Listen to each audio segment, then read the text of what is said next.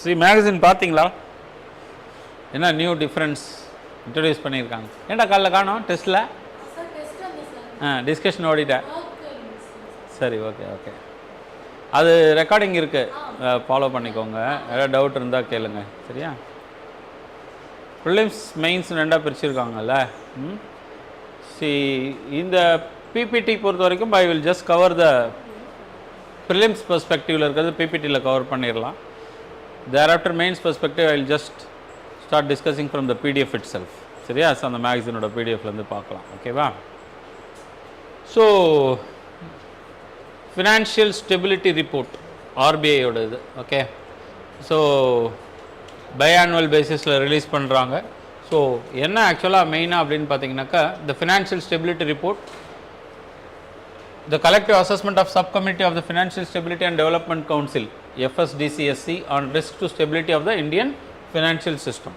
So இதில் மெயினாக they are going to deal pertaining to the financial stability of the country, ரைட்டா? அதை முதல்ல ஃபினான்ஷியல் ஸ்டெபிலிட்டின்னு இருக்கும்போது ஆல்மோஸ்ட் ஒரு 2 years back, I suppose 2-3 years பேக்லாம் வந்து பார்த்திங்க அப்படின்னா எக்கனாமிக் சர்வே எடுத்து படிச்சிருந்தீங்கன்னா தெரியும். There is something called as twin balance sheet deficit issue அப்படின்னு ஒன்று பேசியிருப்பாங்க, ரைட்டா? What is this twin balance sheet deficit issue அப்படின்னு பார்த்தீங்கன்னா, industries are also not performing well, because of that their balance sheets is also getting down. Industry அப்படிங்கிறது mostly யாருமே காசு கையில் வச்சுட்டு பண்ணுறதில்ல. Most of them will borrow. அப்போ when they borrow automatically the bank balance sheets are also coming down. அதனால தான் அதை ட்வின் பேலன்ஸ் ஷீட் டெபிசிட்ஸ் அப்படின்னு சொல்லியிருந்தாங்க. ஸோ இந்த ட்வின் பேலன்ஸ் ஷீட் ப்ராப்ளமே என்னென்னா, இண்டஸ்ட்ரியும் சரியில்லை, அதனால் பேங்கிங்கும் சரியில்லை அப்படின்னு. பட் இப்போ இந்த ரிப்போர்ட் என்ன மாதிரியான ஒரு சொலேஸை கொடுத்துருக்கு அப்படின்னாக்கா, we started having reduced non-performing assets. NPS வந்து என்ன இருக்குது, அதனுடைய ப்ரொப்போர்ஷன் வந்து குறைஞ்சிருக்கு அப்படிங்கிறது தான். கிராஸ் NPA ஃபால்ஸ் டு 3.9% அப்படின்னு சொல்லியிருக்காங்க. So bad loans falling in both public and private sector banks. இந்த எமர்ஜென்சி கிரெடிட் லைன் கேரண்டி ஸ்கீமில் கொடுத்ததில் மட்டும் 1/6 accounts have turn non performing. அது ஆஸ் சச் என்னென்னா, இந்த எமர்ஜென்சி கிரெடிட் லைன் கேரண்டிங்கிறது ஆஃப்டர் பேண்டமிக் நம்ம கவர்மெண்ட் வந்து என்ன பண்ணாங்க அப்படின்னா, most of the MSMEs and other vulnerable sectors of the economy whatever that got affected by Covid, அவங்களுக்காக தான் இந்த emergency credit line guarantee scheme அப்படின்னு ஒரு ஸ்கீம் அனௌன்ஸ் பண்ணியிருப்பாங்க. ஸோ அந்த ஸ்கீமில் கொடுக்கும்போதே என்ன ஒரு விஷயத்தை அவங்க கன்சர்னாக வச்சு கொடுத்தாங்க அப்படின்னாக்கா, there is more possibility that these loans may not be able to repaid because எல்லா இண்டஸ்ட்ரியுமே சஃபர் ஆச்சு அப்படிங்கிறது அவங்களுக்கு தெரிஞ்சதுனால. ஸோ அந்த லோன்ஸ் வந்து கொஞ்சம் ப்ராப்ளமாக இருக்குது. அதுதான் அந்த இருக்கிற ஆல்ரெடி இந்த 3.9% இருக்கிறதுக்கு ஒரு காரணகர்த்தாவாக இருக்குது அப்படிங்கிறத ஐடென்டிஃபை பண்ணியிருப்பாங்க. And industrial segment such as gems and jewellery, construction and food processing, textiles, இவங்கெல்லாம் வந்து இன்க்ரீஸ்டு பேட் லோன்ஸ் அதிகமாக இருக்குது. பிகாஸ் நமக்கு நல்லா தெரியும், when it comes to construction industries இன்னும் ரிவைவ் ஆகலை, ரைட்டா? So food processing and textile இண்டஸ்ட்ரீஸில் நிறைய சேலஞ்சஸ் இருக்குது. அப்போ இங்கே எல்லாமே என்னது, நம்மளோட ஃபினான்ஷியல் ஸ்டெபிலிட்டிக்கு ஒரு சேலஞ்சஸ் கொடுக்குற செக்டார்ஸாக இதெல்லாம் இருக்குது அப்படிங்கிறது தான். ஓகேவா? ஆக்சுவலாக அங்கே செகண்ட் இஷ்யூ வேறு இருக்கும், ரைட்டாக? பாகிஸ்தான் ரிலேட்டடாக அது நம்ம திரும்ப பார்க்கலாம் லாஸ்ட். அது ரொம்ப மைனரானது தான். So we gone towards next வந்து சோவரென் க்ரீன் பாண்ட்ஸ் அப்படின்ட்டு, ரைட்டா? What is this sovereign green bonds?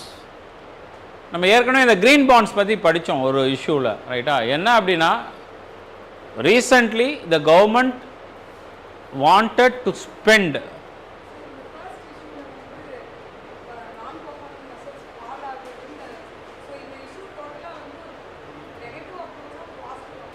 see in the actually it is the financial stability and development council or இதனுடைய FSDC ஓட பேசிக் அப்ஜெக்டிவே என்ன அப்படின்னா, எங்கெல்லாம் வல்னரபிள் பாயிண்ட்ஸ் இருக்குது, எங்கெல்லாம் வந்து நம்மளோட ஃபினான்ஷியல் ஸ்டெபிலிட்டிக்கு இது கொஸ்டின் மார்க்காக இருக்க போகுது அப்படிங்கிறத ஐடென்டிஃபை பண்ணி அதை அட்ரஸ் பண்ணுறது தான். அதில் மேஜரான ஏரியா என்ன அப்படின்னாக்கா, பேங்கிங் செக்டாரில் நான் பெர்ஃபார்மிங் அசட்ஸ் அதிகமாச்சு அப்படின்னாக்கா it is going to affect the entire financial segment. So அதனால் அதை பற்றி இங்கே நம்ம பேசியிருக்காங்க, ரைட்டா? So it's a kind of reduce பண்ணுறது, எங்கே அந்த செக்மெண்ட்டோ அதை பார்த்து அதை அட்ரஸ் பண்ணுறது தான் idea. So it's a positive approach தான், ரைட்டா? ஸோ ஏன்னா we are going to have some policy guidelines கிடைக்குது இல்லை? ஸோ அதை பேஸ் பண்ணி தான் ஃப்யூச்சர் பாலிசி இனிஷியேட்டிவ்ஸ் எடுத்தாலும் உங்களால் எடுக்க முடியும் அப்படிங்கிறது. ஓகேவா?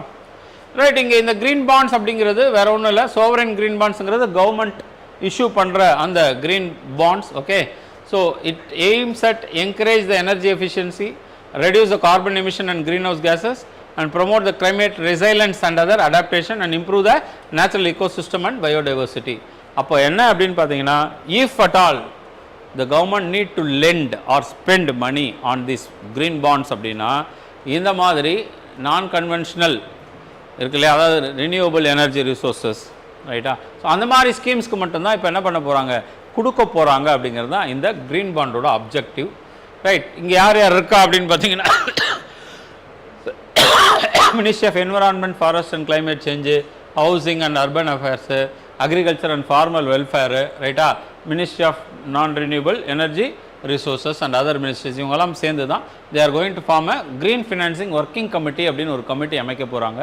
அந்த கமிட்டி தான் செலக்ட் பண்ணோம் எந்த ப்ராஜெக்ட்டுக்கு இந்த மாதிரியான சோவரின் க்ரீன் பாண்ட்ஸ் வந்து கொடுக்கலாம் அப்படிங்கிறத அதை செலக்ட் பண்ண போகிறாங்க. ஓகே, இதில் எதெல்லாம் இன்க்ளூடட் எதெல்லாம் எக்ஸ்க்ளூடட் அப்படின்னு பார்த்தீங்கன்னா, solar, wind, biomass and hydro projects, they are almost இதெல்லாமே க்ரீன் ப்ராஜெக்ட்ஸ் தான், ரைட்டா. ஹைட்ரோ அப்படின்னு வரும்போது கூட நம்ம ஏற்கனவே கூட படித்தோம், என்னது mostly they prefer small hydel projects, because when it comes to large hydro project அங்கே என்னது it will be a kind of climate catastrophe தான் once again. ஏன்னா huge land mass subside ஆகும், அங்கே இருக்கிற flora and fauna will get affected and tribal people need to be என்னது relocated, இதெல்லாமே. So அதனால் ஹைடல் ப்ராஜெக்ட் வந்தால் கூட ஸ்மால் ஹைட்ரோ ப்ராஜெக்ட்ஸாக தான் இருக்கும். Then urban mass rapid transit system such as metro rails, because என்னது இன்றைக்கி பார்த்தீங்கன்னா செவரல் லேக் பீப்புளை ஒரு நாளைக்கு நம்மளோட மெட்ரோ ட்ரெயின் வந்து கம்யூட் பண்ணுது. இவ்வளோ பேரும் ரோட்டில் வந்து த்ராட்டல் கொடுத்துட்டே இருந்தான்னு வச்சுக்கோ, டூ வீலர் வச்சுக்கிட்டு அவ்வளோ பொல்யூஷனை அது வந்து க்ரியேட் பண்ணும். ஸோ அதனால தான் அர்பன் மாஸ் ரேபிட் டிரான்சிட் சிஸ்டத்துக்கு கொடுக்குறாங்க. Then green buildings and pollution preventing and control ப்ராஜெக்ட்ஸ்க்கு. வேற எதுக்கெல்லாம் இல்லைனா fossil fuel, nuclear power generation, direct waste incineration. இந்த direct waste incineration one of the major problem. நீங்கள் பார்த்தீங்க அப்படின்னா பெருங்குடி இந்த மாதிரி இடங்களில் சாலிட் வேஸ்ட் மேனேஜ்மெண்ட்டில் மேஜர் சேலஞ்ச் ஃபார் அர்பன் என்னது, கொட்டிட்டு கொளுத்தி விட்ருவாங்க. கொளுத்தி விட்டால் திரும்ப என்னது, it is going to create a kind of urban pollution and air problem. Okay, then hydro power plans larger than 35 megawatt, நம்ம அங்கே சொன்னது இங்கே போட்டிருக்காங்க, ரைட்டா. ஸோ இது எல்லாமே தான் வந்து இந்த க்ரீன் சோவரன் க்ரீன் பாண்ட்ஸினுடைய ஐடியாஸ். ஓகே, அடுத்த தேர்ட் இஷ்யூ பார்த்தீங்கன்னா, இது one of the prominent thing pertaining to இந்த சிலிகான் வேலி பேங்க்லாம் கொலாப்ஸ் ஆன பிறகு நிறைய டாபிக்கல் டிஸ்கஷன் வருது. அதில் ஃபுல் ரிசர்வ் பேங்கிங் அப்படின்னு ஒன்று சொல்கிறாங்க. இந்த ஃபுல் ரிசர்வ் பேங்கிங் அப்படிங்கிறதும் ஃப்ராக்ஷனல் ரிசர்வ் பேங்கிங் அப்படிங்கிறதுக்கும் என்ன டிஃப்ரென்ஸ் அப்படின்னு பார்த்தீங்கன்னா, when it comes to banking system as a whole, இந்த பேங்கிங் சிஸ்டமுடைய ஃபங்க்ஷனே எப்படி ஃபங்க்ஷனாலிட்டி ஆகும் அப்படின்னு பார்த்தீங்கன்னா, whatever the liabilities that are created by the banks through mobilisation of deposits. அதில் பார்த்தீங்க அப்படின்னா ரெண்டு லயபிலிட்டி சொல்லுவோம், ரெண்டு டெபாசிட் சொல்லுவோம். ஒன்று வந்து டிமாண்ட் டெபாசிட்ஸ், இன்னொன்று வந்து time deposits. when it comes to demand deposits னு எடுத்தாலே நமக்கு என்ன புரிஞ்சுக்கணும் அப்படின்னா, it is a deposit that need to be paid on demand, it need to be paid back on demand. So அதனால தான் அது சேவிங்ஸ் பேங்காக இருந்தாலும் சரி இல்லை கரண்ட் அக்கௌண்ட்டாக இருந்தாலும் சரி, you can demand the bank money through any means. Check issue பண்ணி demand பண்ணலாம், டெபிட் கார்டு ஸ்வைப் பண்ணி டிமாண்ட் பண்ணலாம், நேராக போய் விட்ரால் ஃபார்ம் எழுதி கொடுத்து டிமாண்ட் பண்ணலாம். நீ எப்படி டிமாண்ட் பண்ணாலும் the onus is on the bank to pay you. At times என்ன நடக்கும் அப்படின்னு பார்த்தீங்கன்னாக்கா, டியூரிங் ஃபெஸ்டிவ் சீசன்ஸு இல்லை சடன்லி த பேங்க் மேலே கான்ஃபிடன்ஸ் போயிடுச்சு அப்படின்னா, there will be something called as run on the bank.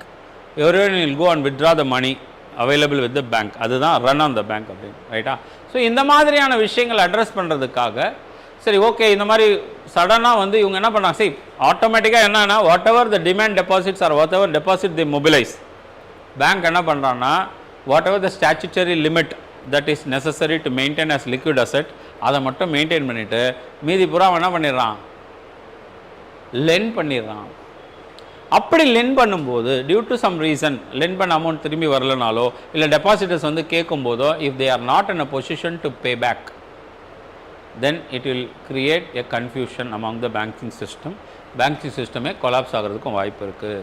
அப்போ என்ன புதுசாக என்ன சொல்கிறாங்கன்னா, தம்பி வேறு ஒன்றும் இல்லை, டிமாண்ட் டெபாசிட்டில் நீ வாங்குறல அதை தயவு செய்து எங்கேயும் எடுத்து கொடுக்காத, உன் வால்ட்டிலேயே அப்படியே வச்சுக்கோ.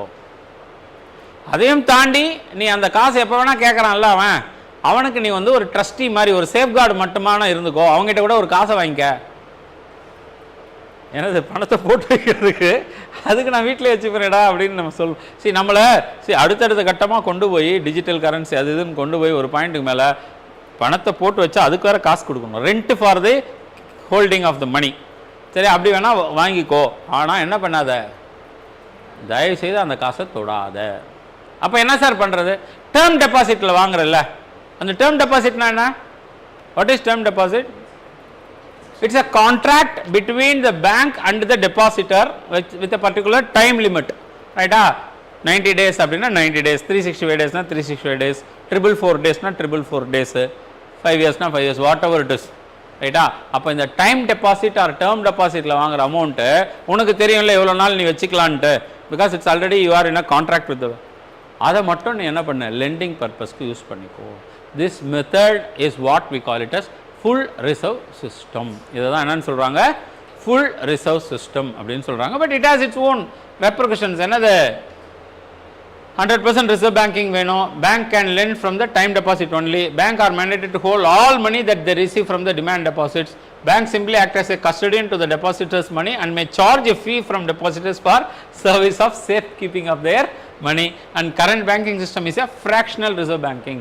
ஏன் இந்த fractional reserve banking னு சொல்றோம்னா, a fraction of money is kept as a reserve. எங்க ரெண்டு இடத்துல வைக்கிறோம், ஒன்று CRRல வைக்கிறோம், நம்ம நல்லா தெரியும். What is call it as cash reserve ratio.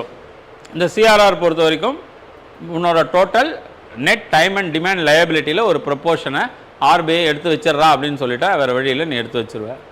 இன்னொரு இடத்துல எங்கே வைக்கிறோம் அப்படின்னா SLR, ஸ்டாச்சுட்டரி லிக்விடிட்டி ரேட். இந்த ஸ்டாச்சுட்டரி லிக்விடிட்டி ரேஷியோவில் பொறுத்த வரைக்கும் என்ன அப்படின்னா, நீ கவர்மெண்ட் செக்யூரிட்டிஸாக வைக்கலாம், கோல்டாக வைக்கலாம், டெபாசிட்ஸ் வித் அதர் பேங்க்ஸாக வைக்கலாம், கேஷ் இன் ஹேண்டாகவும் வச்சுக்கலாம், ரைட்டா? அப்போ இங்கே மட்டும்தான் நீ ஃப்ராக்ஷன் ஆஃப் அமௌண்ட்டை ரிசர்வாக வச்சுட்டு மீதெல்லாம் எடுத்து கொடுத்துட்ற. Because as per your practical knowledge and practical observation என்னென்னா, all the 100% demand deposits will not be withdrawn on the same டே.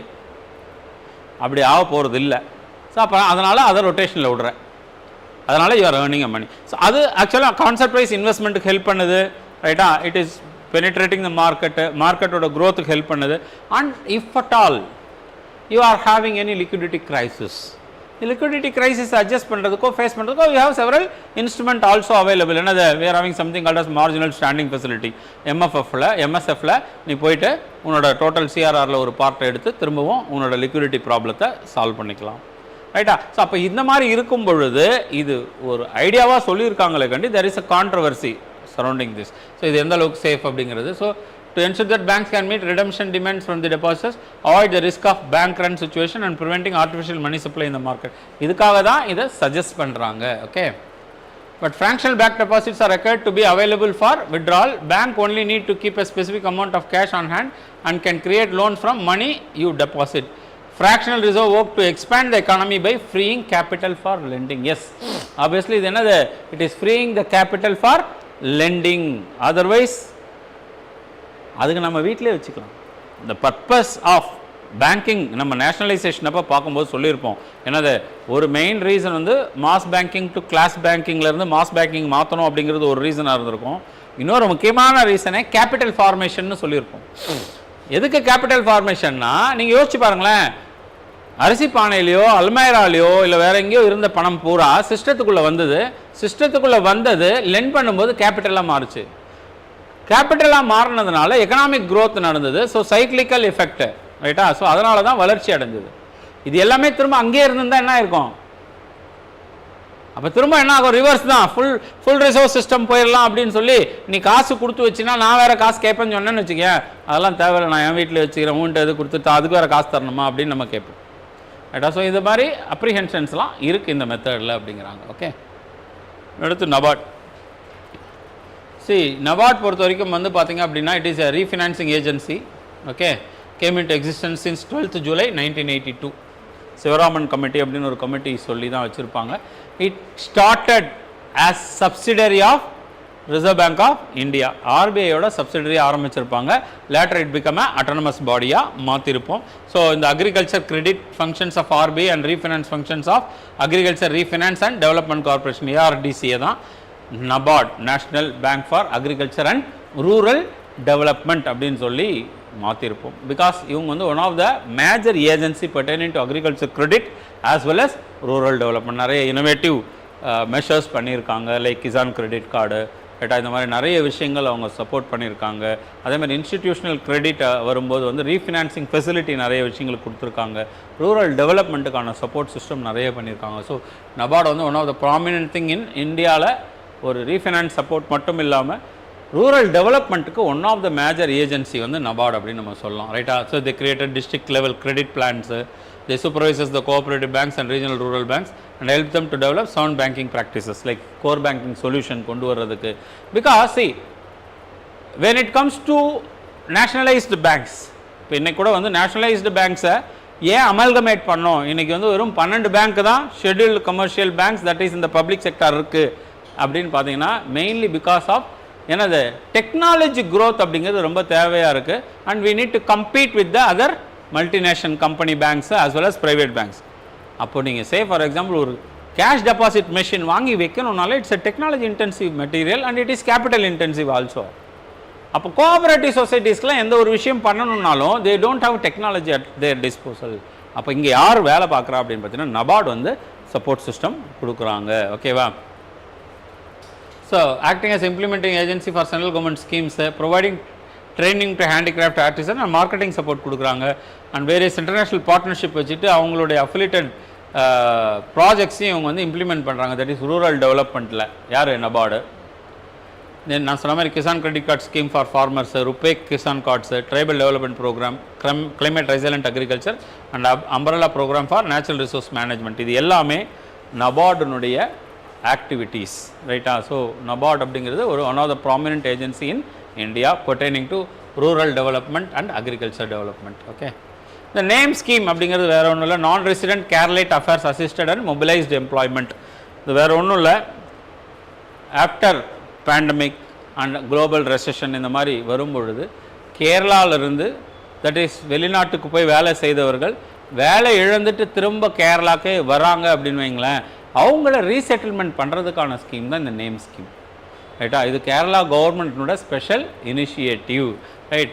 இந்த ஸ்கீமை பொறுத்த வரைக்கும் என்ன அப்படின்னு பார்த்தீங்கன்னா, non resident Keralite affairs assisted and mobilised employment is first of its kind scheme இந்த country for the overseas returnees அப்படின்னு சொல்கிறாங்க. என்னது ஓவர்சீஸ் ரிட்டர்னீஸ், திரும்ப வராங்க இல்லையா ஓவர்சீஸ்லேருந்து அவங்களுக்கு. அப்போ அவங்க எந்த செக்டாரில் ரொம்ப டேலண்டடாக இருக்காங்களோ guaranteed employed for the returnees இந்த sectors where their expertise can be utilised.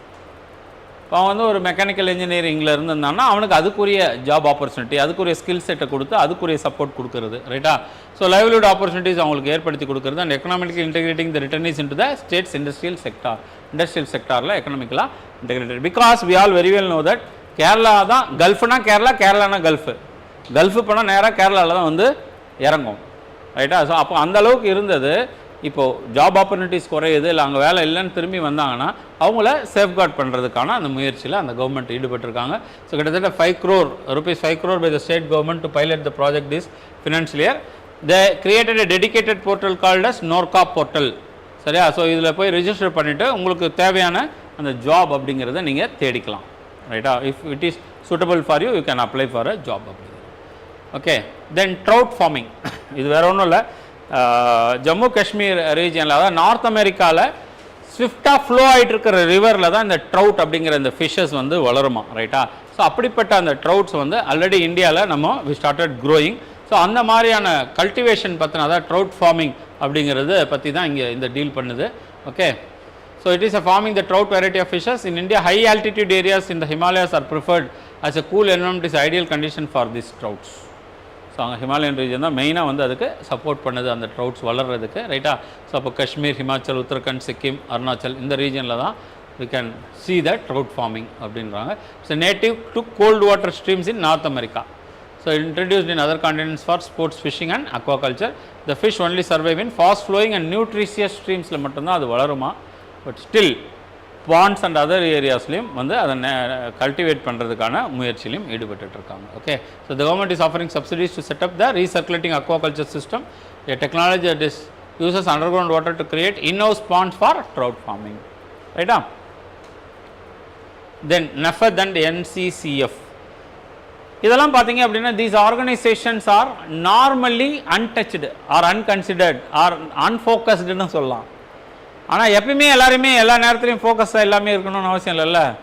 இவங்களை திரும்ப தக்காளி கொண்டு வந்து ஃபோக்கஸில் வச்சிருச்சு. அவ்வளோதான், சிம்பிளாக புரிஞ்சுக்கணும்னு அவ்வளோதான், ரைட்டா? பிகாஸ் இந்த national cooperative federation for India and agriculture marketing federation and India limited இருக்குல்ல. ஸோ இந்த national agriculture cooperative marketing federation NAFED north இந்தியாவுக்கு தேவையான தக்காளி எல்லாம் ப்ரொக்யூர் பண்ணி இப்போது கொடுத்துருக்கு, ரைட்டா? ஸோ அதன் மூலயமா இவங்க என்னது இம்பார்ட்டன்ஸ் பெறுறாங்க. அதே மாதிரி தான் national cooperative consumers federation also, because consumers suffer ஆகும்போது தான் இந்த ஃபெடரேஷனுக்கும் லைவ்லிஹுட் வருது, ரைட்டா? ஸோ இந்த ரெண்டு பெர்ஸ்பெக்டிவில் தான் இவங்க வந்திருக்காங்க. So agriculture farmers are the main members of NAFED, the authority to stay in the form of members of the general body. Ministry of agriculture and farmers welfare ministry கீழே வருது. NAFED organises, promotes and develops marketing, processing and storage of agriculture, horticulture and forest produce. Okay, distribution of agriculture machinery, implements and other inputs are major work of this NAFED. Okay, அவங்களோட major objectives. அதே மாதிரி the National Cooperative Consumer Federation was established in 1965.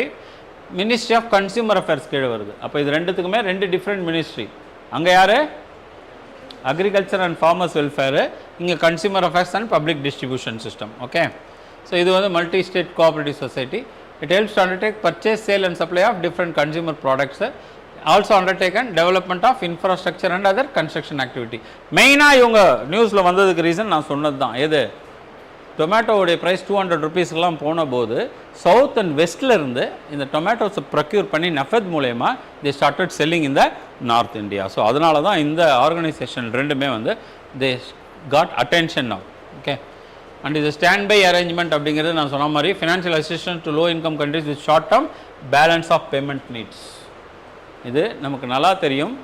when we had the external sector crisis, IMF கிட்ட தான் வந்து நம்ம IMFும் world bank கிட்ட தான் போய் கையேந்தி நின்னோம் அப்படின்னு சொல்லியிருப்போம். அந்த நேரத்தில் என்னது, they introduced what is called a structural adjustment programme. அதுதான் வி கால் இட் அஸ் என்னது, எக்கனாமிக் ரீஃபார்ம்ஸ் அப்படின்னு சொல்லியிருப்போம். That introduce what is called as LPG in India. இப்போ இந்த ப்ரெசன்ட் ஸ்டாண்ட் பை அரேஞ்ச்மெண்ட் அப்படிங்கிறது யாருக்காக கொடுத்துருக்காங்க அப்படின்னு பார்த்தீங்கன்னா, this is done for low income countries with short term balance of payment, particularly இந்த poverty reduction and growth trust இவங்க தான் பண்ணுறாங்க. They gave cash strapped Pakistan the International Monetary Fund to the tune of $3 billion, $3 billion அளவுக்கு ஃபண்டை வந்து இவங்க யாரை கொடுத்துருக்கா, பாகிஸ்தானுக்கு கொடுத்துருக்காங்க, ரைட்டா? ஸோ இந்த ஃபண்ட்ஸ் எப்படிலாம் கொடுக்கலாம், அது எமர்ஜென்சி ஃபண்ட், ஆக்சஸ் ஃபண்ட், இந்த மாதிரி அந்த ஃபண்ட்ஸ்க்கு நிறைய நேம்ஸ் கொடுத்துருக்காங்க, ரைட்டா? ஸோ அதில் பார்த்தீங்க அப்படின்னா என்ன பர்பஸ் கொடுக்கலாம், என்ன எலிஜிபிலிட்டி, என்ன conditionality and review modalities. So this purpose வந்து respond flexibility to countries external financing needs by supporting their adjustment policies with short term financing. அப்போது யாரெல்லாம் க்ரைசிஸில் இருக்காங்களோ, எந்த நாடெல்லாம் க்ரைசிஸில் இருக்கோ அந்த க்ரைசிஸில் இருக்கிற கண்ட்ரீஸ்க்கு கொடுக்குறது தான் மேஜரான purpose. All member countries facing actual or potential external problem, அவங்க எலிஜிபிலிட்டி. ஆல் மெம்பர் கண்ட்ரீஸ்னால் IMFக்கு நமக்கு நல்லா தெரியும், 1944 one of the twin organisation, Bretton with twins அப்படின்னு சொல்லி ஆஃப்டர் த கிரேட் டிப்ரெஷன் உருவாக்கப்பட்ட 2 இன்ஸ்டிடியூஷன் தான், ஒன்று வேர்ல்டு பேங்க்கு, இன்னொன்று IMF. ஆஸ் ஆஃப் நவ் கிட்டத்தட்ட 190 நாடுகள் உறுப்பு நாடுகளாக இருக்கும். 190 கண்ட்ரீஸ் வந்து இதில் மெம்பர் கண்ட்ரீஸாக இருக்காங்க, ரைட்டா? Each and every countries based on their world global share enjoying their quota, எவ்வளோ ட்ரேடில் ஷேர் இருக்கோ அதுக்குரிய கோட்டா இருக்கும். And we are paying what is called as subscription. அந்த சப்ஸ்கிரிப்ஷன் அமௌண்ட் அப்படிங்கிறது தான் IMFக்கு கிடைக்க போகிற மணி. ஸோ அதை பேஸ் பண்ணி தான் எல்லாம் இந்த மாதிரி எக்ஸ்டர்னல் அசிஸ்டன்ஸ் இல்லை எது கொடுக்கணுன்னாலும் IMF is lending to the various countries which are suffering on the external grounds. The external அப்படிங்கிறது என்ன அப்படின்னா BOP crisis தான் மெயினாக எக்ஸ்டர்னல்னு சொல்லுவோம், ரைட்டா? இப்போ ஆல்ரெடி அவன் வந்து என்ன கிட்டத்தட்ட they are into crisis, economic crisis. அப்போ அவனுக்கு என்ன பண்ணி ஆகணும், இமீடியட்டாக பம்ப் பண்ணால் மட்டும்தான் அவன் ஒரு இம்போர்ட் எதாவது பண்ணனாலும் பண்ண முடியும். ஸோ அந்த சப்போர்ட் சிஸ்டத்தை தான் இங்கே கொடுத்துருக்காங்க. ஓகே, இதில் என்னென்ன மாதிரியான access, normal access, exceptional access, front loaded access and rapid access. So approval, accelerator அந்த emergency financing system.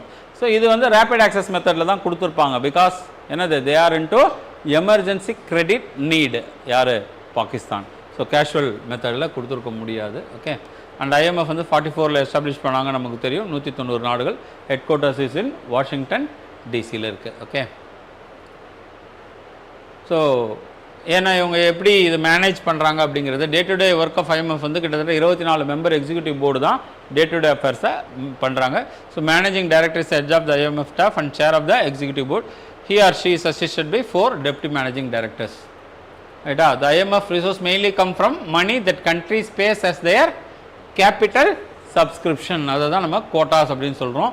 Each member of IMF is assigned with a quota based on its relative position in the world economy or world trade. A country can then borrow from this pool when they fall into financial difficulty.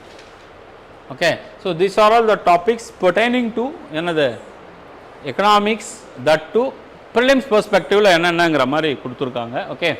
when it comes to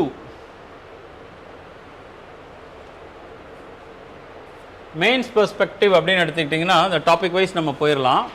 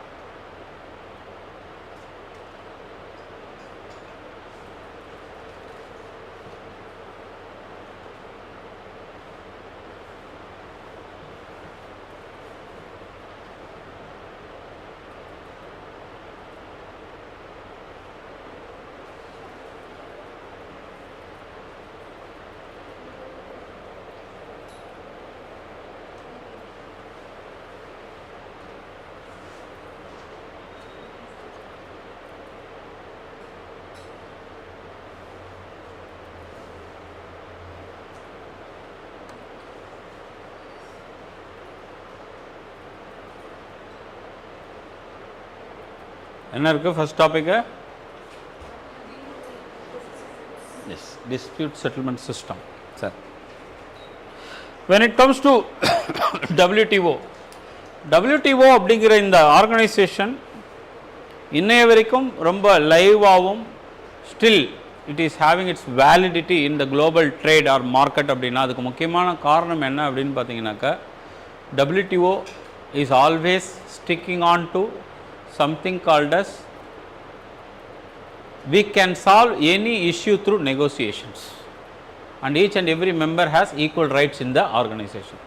unlike இப்போ UNO இன்னை வரைக்கும் எதுக்கு பெருசாக சக்ஸஸ்ஃபுல்லாகவே இல்லை, நிறைய இடங்களில் நிறைய நேரங்களில் அப்படின்னு பார்த்தீங்கன்னா they are having another lopsided kind of a இது என்னென்னா veto countries the countries so called P5 பார்த்தீங்கன்னா எப்பயுமே ரெண்டாக பிரிஞ்சிருக்கு உலகம். இப்படி ரெண்டாக பிரிஞ்சிருக்கிற இந்த உலகத்தில் எந்த பிரச்சனை இருந்தாலும் ஒன்று இந்த பக்கம் ஒன்று இந்த பக்கம், ஏதாவது ஒரு வியூ தான். ஒன்று US சேர்ந்தவங்க எல்லாம் ஒரு முடிவு எடுக்கிறான்னு வச்சுக்கேன், ரஷ்யா சைனாவும் ஆப்போசிட் டிசிஷன் எடுத்துருவான். அப்போ அவன் ஓட்டு போட மாட்டான். ரஷ்யா சைனா ஒரு பக்கம் இருந்து அவனுக்கு ஏதோ ஒரு டிசிஷன் எடுக்கணும்னு சொல்லி கொண்டு வரான்னு வச்சுக்கோங்களேன், யார் ஓட்டு போட மாட்டா? US ஓட்டு போட மாட்டா. அப்போ என்ன அப்படின்னா குளோபல் கவர்னன்ஸில் இது ஒரு மேஜர் சேலஞ்சஸ் தான் நம்ம பார்த்துட்ருக்கோம். Say for example when it comes to Ukraine வார், இப்படி ஒரு வார் தேவையா? இந்த மனித சமுதாயத்தை அழிக்குது. நாட் ஒன்லி மனித சமுதாயம் அப்படின்னும் போது உக்ரைன் மக்களுக்கு மட்டுமா பிரச்சனை? இந்த வாரால எல்லாருக்குமே பிரச்சனை. ஃபுட் கிரெயினில் பிரச்சனை, ஃபியூயலில் பிரச்சனை. ஆல்ரெடி இப்போ தான் தடுமாறி கோவிட்லேருந்து உலகம் எழுந்து நிமிந்து சரி நடந்து ஓடலாமா அப்படின்னு யோசிச்சுட்டு இருக்கு. இது திரும்ப காலை பிடிச்சி இழுக்குது. ரைட்டா?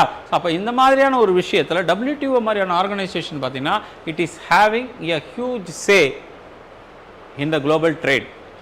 அதில் one of the major mechanism that what they are having is what we call it as dispute settlement mechanism. அப்போ என்னன்னா எந்த பிரச்சனையாக இருந்தாலும் you can approach the WTO with that DSM because say when it comes to WTO there are various agreements. Say for example agreement on agriculture எடுத்துக்கிட்டிங்கன்னா we are having something called as subsidies-க்கான various norms கொடுத்துருப்போம். என்னது green box subsidy, blue box, amber box அப்படின்னு சொல்லி various norms கொடுத்துருப்போம். when it comes to anti dumping அப்படின்னா if at all ஒரு country வந்து set to two dumping பண்ணுது அப்படின்னு சொல்லி நம்ம புரிய வருதுன்னு வச்சுக்கோங்களேன். வாட் இஸ் டம்பிங்னு நீங்கள் எப்போ சொல்லலாம் அப்படின்னு பார்த்தீங்கன்னா, தன்னுடைய நாட்டினுடைய டொமஸ்டிக் மார்க்கெட்லேயே ஒரு பொருளோட விலை எக்ஸ்போர்ட் பண்ண ரேட்டை விட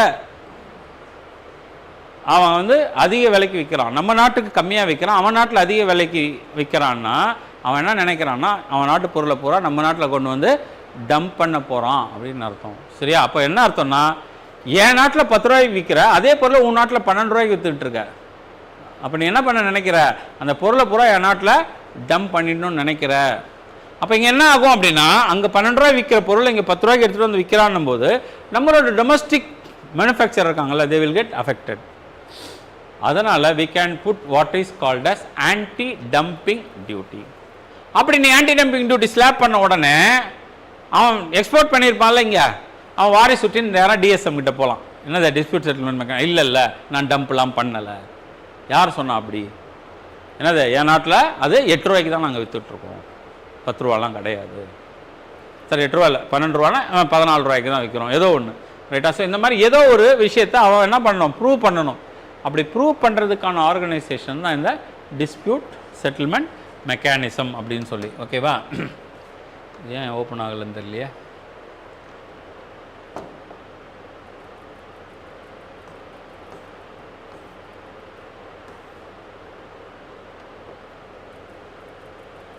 ரைட். அதில் பார்த்தீங்க அப்படின்னா இந்தியான்னு எடுத்துக்கிட்டால் இந்தியாவுக்கு வேரியஸ் கான்ட்ரவர்சிஸ் இருக்குது. ஸோ இந்தியாவில் முக்கியமாக யோசித்தோம்னா when it comes to நம்மளோட ஃபுட் செக்யூரிட்டியில் we give அக்ரிகல்ச்சர் சப்சிடிஸ் நம்ம நிறைய கொடுக்குறோம். And when it comes to food security act பார்த்தீங்க அப்படின்னா we are providing food at the subsidized rate. அப்போ அவன் என்ன சொல்கிறான் அப்படின்னு பார்த்தீங்கன்னா, ஆட்டோமேட்டிக்காக ஃபாரின் கண்ட்ரிஸ் என்ன சொல்கிறான், இந்தியாவில் வந்து அதிகமான அக்ரிகல்ச்சர் சப்சிடைஸ் கொடுக்குறாங்க. ஸோ அதனால் எங்களால் அந்த நாட்டுக்கு என்ன பண்ண முடியல, ஃபுட் கிரெயின்ஸை எக்ஸ்போர்ட் பண்ண முடியல. நான் சொல்ல புரியுதா? ஸோ இதெல்லாம் தான் வந்து இந்தியா மாதிரியான நாடுகள் மீதான கொஸ்டின்.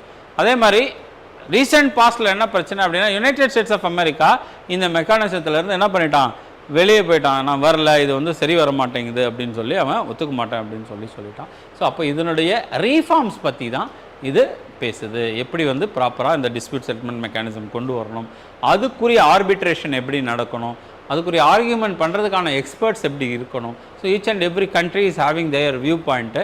அதை பற்றி தான் இந்த ஆர்டிக்கிளில் சொல்லியிருக்காங்க. What is dispute settlement mechanism pertaining to WTO அப்படிங்கிறது. ஓகேவா? ஸோ அது ஓப்பன் ஆகட்டும். அடுத்த டாபிக் சொல்லுங்கள்.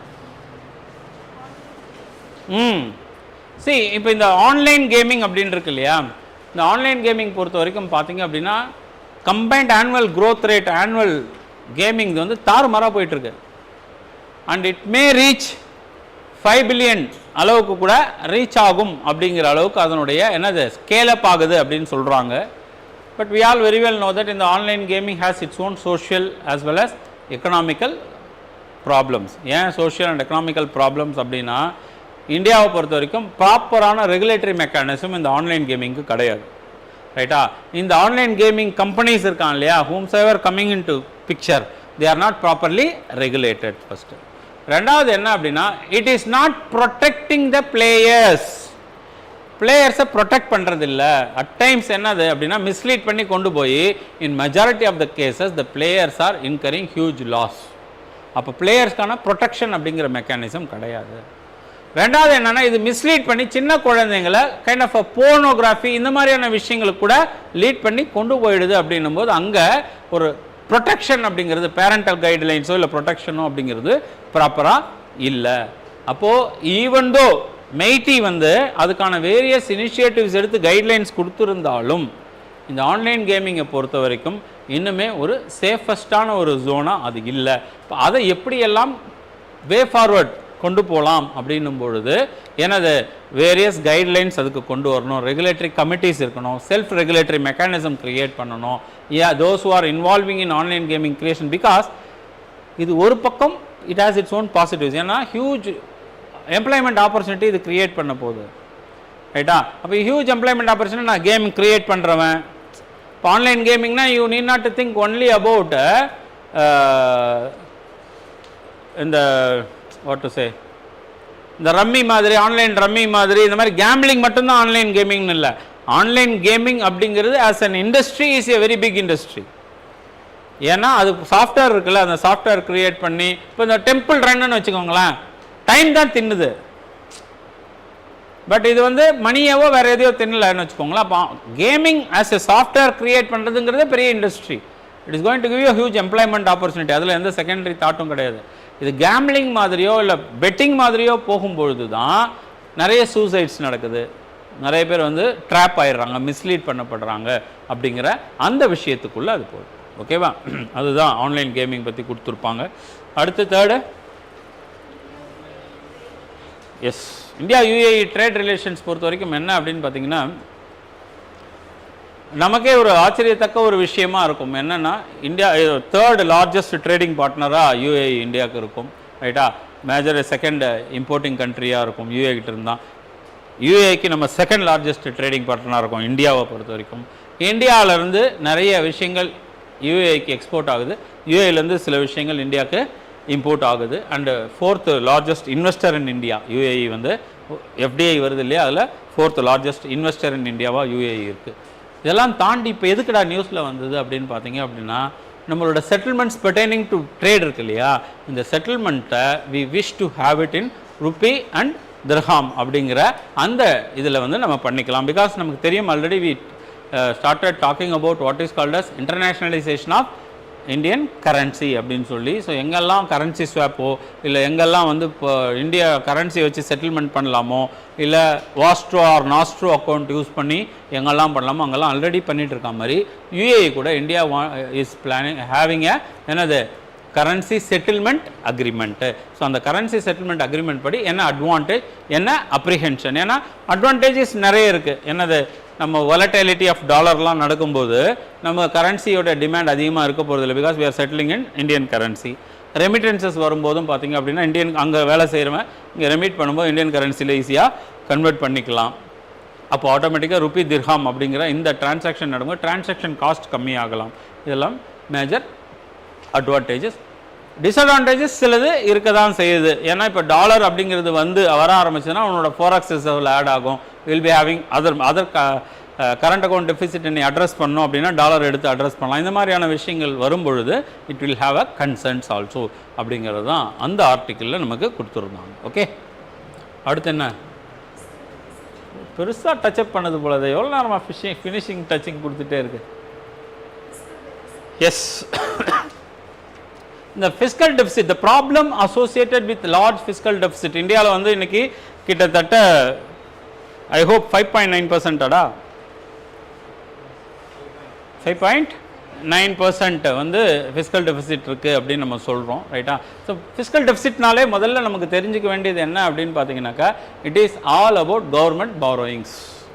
அப்போ இந்த கவர்மெண்ட் பாரோயிங்ஸ் வரும்போது இதனுடைய பிரச்சனை என்ன அப்படின்னா, more and more you borrow, obviously you need to serve interest. ரைட்டா? அப்போ சர்வ் இன்ட்ரெஸ்ட்னு வரும்பொழுது your future generation will be going to bear huge burden because of your lavish expenditure today. இது மேஜர் கொஸ்டின் நம்பர் 1. ரெண்டாவது, advantages சைடில் எடுத்திங்கன்னா கிட்டத்தட்ட 92 to 93% of India's debt is domestic debt. அது ஒரு அட்வான்டேஜ். பட் ஸ்டில் டொமஸ்டிக் டெட்டாக இருந்தாலும் வட்டிக்கு வாங்கினா வட்டிக்கு கொடுத்து தான் ஆகணும் அப்படின்னும் போது it has its own negative repercussions. And combined government டெட்டுன்னு போகும்போது, that is state as well as central டெட்டுன்னு போகும்போது அது ஒரு மேஜர் ஷேராக வந்து நிற்குது. பிகாஸ் என்னது, த கவர்மெண்ட்டை பொறுத்த வரைக்கும் ரீசன்ட் பாஸ்டில் தன்னையும் மீறி வேறு வழி இல்லாமல் கோவிட் காலகட்டத்தில் நிறைய செலவுகள் செய்ய வேண்டியிருந்தது. அதை தாண்டி அதுக்கப்புறம் என்னது, in order to trigger the economy ஃபர்தராகவும் பம்ப் பண்ண வேண்டியிருந்தது. ஸோ இதெல்லாம் என்ன ஆச்சு அப்படின்னா, even though we had what is called as fiscal responsibility and budget management act னு ஒன்று வச்சு அதை நோக்கி நம்ம நகர்த்திக்கிட்டு இருந்தாலும் நம்மளால் அந்த எஃப்ஆர்பிஎம் ஆக்ட் டார்கெட் கிட்ட போகவே முடியல. பட் ஸ்டில் இது வந்து இந்த ஆர்டிகல் படிக்கும்போது என்ன அப்படின்னா, it sensitises the governments to control their subsidies. அன்னெசரியாக கொடுக்குற அந்த ப்ரொடக்டிவிட்டி இல்லாத சப்சிடிஸை எந்த அளவுக்கு குறைக்கலாம் அப்படிங்கிறதும். ரைட்டா? ஸோ அதே மாதிரி என்னது, ரொம்ப லாங் டேர்ம் லோன்ஸ்க்கு போயிடுங்க, கம்மி இன்ட்ரெஸ்ட் ரேட் லோன்ஸ்க்கு போங்க, rather than short term and high interest ரேட்டுக்கு போகாதீங்க அப்படிங்கிற மாதிரியும். அண்ட் இந்த மாதிரி அதிகமான லோன் வாங்கிட்டே போனீங்க அப்படின்னா it will lead to what is called as கவர்மெண்ட்டே நிறைய பணத்தை எடுத்துக்கும். We call it as crowding out effect அப்படின்னு ஒன்று சொல்லுவோம், ரைட்டா? ஸோ அதை தாண்டி குறைச்சி க்ரௌடிங் இன் எஃபெக்ட், பணம் இங்கே கிடைக்கிறதுக்கான வேலையை பண்ணுங்க அப்படிங்கிறதையும் சொல்லியிருப்பாங்க. அப்போது இந்த ஃபிஸ்கல் டெஃபிசிட் அப்படிங்கிறது இதுதான் எக்கனாமியில் க்ரியேட் பண்ணுற மேஜர் ரெப்பர்கஷன்ஸ். அதாவது உங்களுக்கு பண தேவைகள் இருந்துகிட்டே இருக்கும், அதை குறைக்கலை அப்படின்னா உங்களோட ரெவென்யூ எக்ஸ்பெண்டிச்சர் இன்க்ரீஸ் ஆகிட்டே இருக்கும். ஏன் ரெவென்யூ எக்ஸ்பெண்டிச்சர் இன்க்ரீஸ் ஆகுது? Because you need to pay huge on interest payouts. Interest பே அவுட்ஸில் நிறைய கொடுத்துட்டே இருப்பீங்க. அப்போ உங்களோட revenue expenditure, because interest paid for your credit will be considered as என்னது ரெவென்யூ எக்ஸ்பென்சஸ் தான், ரைட்டா? அப்போ அந்த பணம் நீங்கள் மிச்சப்படுத்துனீங்கன்னா அதை எடுத்துகிட்டு போய் எங்கே போடலாம்? கேபிட்டல் எக்ஸ்பென்சஸ்க்கு பண்ணலாம். அப்படி பண்ணும்போது லாங் டேர்ம் அசட்ஸ் கிரியேட் ஆகும். அது எல்லாமே நடக்கிறது இல்லை அப்படிங்கிறது தான் அந்த ஃபிஸ்கல் டெஃபிசிட் பற்றின criticism. Okay, what next article? என்னடா பண்ணிட்டோமா? கடைசி அவ்வளோதான் நினைக்கிறேன், ரைட்டா? ஸோ இந்த செமிகண்டக்டர் மேனுஃபேக்சரிங் அப்படிங்கிறது வேறு ஒன்றும் இல்லை. ஸோ இந்தியாவை ஒரு செமிகண்டக்டர் மேனுஃபேக்சரிங் ஹப்பாக மாற்றுறது அப்படிங்கிறதுக்கான முயற்சியில் கவர்மெண்ட் ஈடுபடுறாங்க. பிகாஸ் வேல்யூ ஆடட் செயினில் மெஜாரிட்டி ஆஃப் த ஏரியாஸ் அப்படிங்கிறது என்னது இந்தியாவுக்குள்ளே கொண்டு வரணும் அப்படிங்கிறது தான் இந்தியாவோட நோக்கம். அதில் 4th generation industrial revolution or 4th industrial revolution ஒன்று நடக்கணும்னா அதில் மேஜர் கான்ட்ரிபியூட் பண்ண போகிறது எது அப்படின்னா semiconductors and these chips, integrated circuits, chips, இதெல்லாம் தான். அப்போது இந்தியாவில் இதெல்லாம் டெவலப் பண்ணுங்கள். பிகாஸ் குளோபல் டிமாண்ட் ஆஃப் செமிகண்டக்டர்ஸில் மோர் தேன் 40% யாரா பண்ணுறா அப்படின்னா சைனா பண்ணுறோம், ரைட்டா? அப்போ இங்கே என்ன பண்ணுறோன்னா டொமஸ்டிக் இண்டஸ்ட்ரீஸில், ஏன்னா இந்த செமிகண்டக்டர் மேனுஃபேக்சரிங் இருக்குல்ல, இது capital intensive and it will take long gestation period to give profit also. அப்போ இதுக்கு கவர்மெண்ட் வந்து பார்த்திங்கன்னா டிசைனிங்கில் ஆரம்பிச்சு, designing of semiconductors or integrated சர்க்கியூட்ஸில் ஆரம்பிச்சு மேனுஃபேக்சரிங் ஆஃப் த செமிகண்டக்டர்ஸ், இது எல்லாத்துக்குமே எந்த அளவுக்கு இன்சென்டிவ்ஸ் கொடுக்கலாம், ப்ராடக்ட் லிங்க்டு இன்சென்டிவ் ஸ்கீமில் இன்சென்டிவ்ஸ் கொடுக்கலாமா, ரைட்டா? ஓவரால் ப்ரொடக்ஷன் பேஸ் பண்ணி கொடுக்கலாமா, இந்த மாதிரி நிறைய ஸ்கீம்ஸில் அவங்கள இன்வால்வ் பண்ணுறாங்க. அதே மாதிரி இனிஷியலாக உங்களுக்கு கெஸ்டேஷன் பீரியட் தாங்கிறதுக்கு முன்னாடி government is ready to support for the funding of that. கவர்மெண்ட்டே அதில் ஸ்டேக் ஹோல்டிங் வச்சுக்கலாமா இந்த மாதிரியான ஸ்டார்ட் அப்ஸில் அப்படிங்கிற வரைக்கும் திங்க் பண்ணுறாங்க. பிகாஸ் இந்தியாவை ஒரு செமிகண்டக்டர் ப்ரொடக்ஷன் ஹப்பாக மாற்றணும் அப்படிங்கிறது தான் ஐடியா. பட் அங்கே சுற்றி திரும்பி பார்க்கும்போது எங்கே பிரச்சனை வந்து நிற்குது அப்படின்னா, செமிகண்டக்டர் நீ தயாரிக்கிறதுக்கான எல்லா எஸ்டாப்ளிஷ்மெண்ட்டும் நீ பண்ணிடலாம், ரா மெட்டீரியல்னால் திரும்ப போய் யார்கிட்ட தான் நிற்கணும்? சைனா கிட்ட தான் நிற்கணும் அப்படிங்கிற மாதிரி. பிகாஸ் ரேர் எர்த் எலிமெண்ட்ஸில் வந்து நம்ம அந்த அளவுக்கு நிறைய இல்லாததுனால திரும்பவும் சைனாவோட டிபெண்டன்சி அப்படிங்கிறது. பிகாஸ் பல நாடுகள், உலக நாடுகள் இன்றைக்கி ஆஃப்டர் பேண்டமிக் இந்த மாதிரி வேல்யூ செயினில் ஏதாவது டிஸ்ரப்ஷன் வந்தால் என்ன ஆகுது அப்படிங்கிறனால நம் தேவைகளுக்காக நம்ம உற்பத்தி பண்ணிக்கணுங்கிற அளவுக்கு யோசிக்கிறாங்க. ஒன்று. ரெண்டாவது பார்த்திங்க அப்படின்னா ஷிஃப்ட் ஃப்ரம் சைனா. மெஜாரிட்டி இந்த வேல்யூ செயின்ஸில் நிறைய கம்பெனிஸ் பேண்டமிக் அப்புறம் ஒரு விஷயத்தை யோசிக்கிறாங்க, என்னென்னா சைனா என்னைக்காக இருந்தாலும் பிரச்சனை தான் அப்படின்னு சொல்லி ஷிஃப்ட் பண்ணும்போது ஐடியல் டெஸ்டினேஷனாக இந்தியா இருந்தால் நல்லாயிருக்கும் அப்படிங்கிறது தான் அந்த செமிகண்டக்டர்ஸ் மேனுஃபேக்சரிங்கில் இந்தியா இன்றைக்கி ஃபோக்கஸ் பண்ணுறதுக்கான முக்கியமான காரணம். ஓகேவா? அது கம்ஃபர்டபுள்? வேறு எதுவும் இல்லையா? மிஸ் ஆகலையே டாப்பிக்கு? ஓகே, சரியா? So this all the topic listed in the magazine ஜூலையில். நீங்கள் உட்காந்து படிங்க, ஃபர்தராக ஏதாவது டவுட் இருந்தாலும் அப்புறம் நீங்கள் கேளுங்க. ஓகேவா? So have a break for a while. இது என்ரோபன் நியூஸ் பார்த்தீங்களா? மேகசின் யார் வாங்கினீங்களா வாங்கலையா? யார் இன்னும் வாங்கவே இல்லை? சரி, ஓகே. கிளாஸ் முடிவுக்குள்ள தர சொல்லியிருக்கேன், கொண்டு வருவாங்க, வாங்கிக்கோங்க. ஓகேவா? ஸோ என்ரோமெண்ட்டில் வந்து ஃபஸ்ட் நியூஸ் வந்து சின்காரா, ரைட்? ஸோ இது கேள்விப்பட்டிருக்கீங்களா? சின்காரா அப்படின்றது. சின்காரானா என்ன? அது ஏன் அப்படி பேர் சொல்கிறாங்கன்னு தெரியுமா? இந்தியன் கசல் அப்படின்னு பேர் சொல்கிறாங்கன்னு தெரியுமா? கசல்னா என்னன்னு தெரியுமா? தெரியுமா? அது ஸ்னீசர். அது ரியல் நேம் ஆக்சுவலாக கசல் அப்படின்னா ஸ்னீசிங் அப்படின்னு அர்த்தம். ஸ்னீசர் அப்படின்னு சொல்லுவாங்க. ஏன் இந்த மானுக்கு பேர், இது ஒரு மான் ஆக்சுவலாக சின்காரா அப்படின்றது. இது ஏன் இந்தியன் கசல்னு சொல்கிறாங்கன்னா, ஃபஸ்ட்டு வந்து இந்த அனிமலோட டிஸ்கிரிப்ஷன், இதோட பேசிக்கான இன்ஃபோ என்னென்னா, பயாலஜிக்கலாக என்னென்ன விஷயங்கள் இருக்குது, எங்கெல்லாம் தங்கி இருக்குது, எங்கெல்லாம் இருக்குது அப்படின்ற விஷயங்களை பார்த்துருவோம். அதுதான் first and foremost question areas. அதுக்கப்புறம் இது ஏன் நியூஸில் இருந்துச்சுன்றதை பார்ப்போம், சரியா? அண்ட் அதை ஒட்டி அந்த அது ஏன் நியூஸில் இருக்குது, அந்த நியூஸோட கம்யூனிட்டி எந்த வகையில் டிஃப்ரெண்ட்டாக இருக்காங்க அப்படின்றத பார்ப்போம், ரைட்? ஸோ ஃபஸ்ட்டு வந்து சின்காரா அப்படின்றது என்னென்னா ஸ்னீசர் அப்படின்னு சொல்லுவாங்க. என்ன அப்படின்னா, இந்த மான் வந்து அதோட மூக்கில் தான் வந்து அந்த தும்மல் ஒரு மாதிரி இது பண்ணும். அது ஒரு மாதிரி வென் இட் கெட் அலார்ம்டு, அதாவது யாராவது ஏதாவது அட்டாக் பண்ண போகிறாங்க இல்லை ஏதாவது ஒரு ஆக்டிவிட்டி வரப்போகுதுன்ற அந்த ஒரு விஷயத்துக்கு அலாம் ஆயிடுச்சு அப்படின்னா அதோட ஃப்ரண்ட் ஃபுட்ஸ் ரெண்டையுமே முன்னாடி தரையில் வச்சு அந்த வாயை வந்து இதுக்கிட்ட வச்சுக்கிட்டு தும்மல் மாதிரி ஒரு இதை கொடுக்கும். அதனால தான் அதுக்கு பேர் வந்து கசல் ஸ்னீசர் அப்படின்னு சொல்கிறாங்க, right? So Indian gazelle or Indian ஸ்னீசர்னு சொல்லுவாங்க. அண்ட் இதை பொறுத்த வரைக்கும் 2 பேசிக்கான fact. It is a state animal of Rajasthan. இது வந்து ராஜஸ்தானோட ஸ்டேட் அனிமல். அண்டு இதில் இன்னொரு முக்கியமான ஃபேக்ட் என்ன அப்படின்னா, இதோட இந்தியாவில் இருக்கக்கூடிய 60 to 70% of the population was wholly resided with western Rajasthan தான். ஸோ இந்தியாவோட மொத்த பாப்புலேஷன்ஸில் ஆல்மோஸ்ட் 60 to 70% வந்து வெஸ்டர்ன் ராஜஸ்தானில் மட்டும்தான் இருக்குது. So whenever you are coming across a statement that chinkara வந்து சின்காரோட டோட்டல் பாப்புலேஷனில் வந்து மேஜரான பாப்புலேஷன் ராஜஸ்தானில் தான் இருக்குது அப்படின்னு ஒரு ஸ்டேட்மெண்ட் எங்கேயாவது கிராஸ் பண்ணிங்கன்னா அது கரெக்ட், ரைட்? கிளியரா? அண்ட் இந்த அனிமல் பற்றின விஷயங்கள் இதோட ஹேபிடேட் அப்படின்றது வந்து ரொம்பவே இன்ட்ரெஸ்டிங். என்னன்னா இது வந்து ட்ரை டெசிடியஸ் ஃபாரஸ்ட்டில் இருக்கும். ஸோ இதோட ரெயின்ஃபால் ரேஞ்ச் அப்படின்றது வந்து அப்ராக்சிமேட்லி 150 mm to 750 mm. வேணால் எழுதிக்கங்க. அதில் இதில் இருக்குமான்னு எனக்கு தெரில, நோட்ஸில் இருக்குமான்னு தெரில, வேணால் அடிஷ்னல் நோட்ஸ் ஆட் பண்ணிக்கோங்க. ஸோ இதோட ஹேபிடேட் ரேஞ்ச் அப்படின்றதுல வந்து ட்ரை டெசிடியஸ் ஃபாரஸ்ட் தான் இது மேஜராக இருக்கும். Habitat try deciduous forest. Additionally அந்த ட்ரை டெசிடியஸ் ஃபாரஸ்டோட ரெயின்ஃபால் ரேஞ்சஸ் அப்படின்றது வந்து 150 mm 750 mm வரைக்கும்.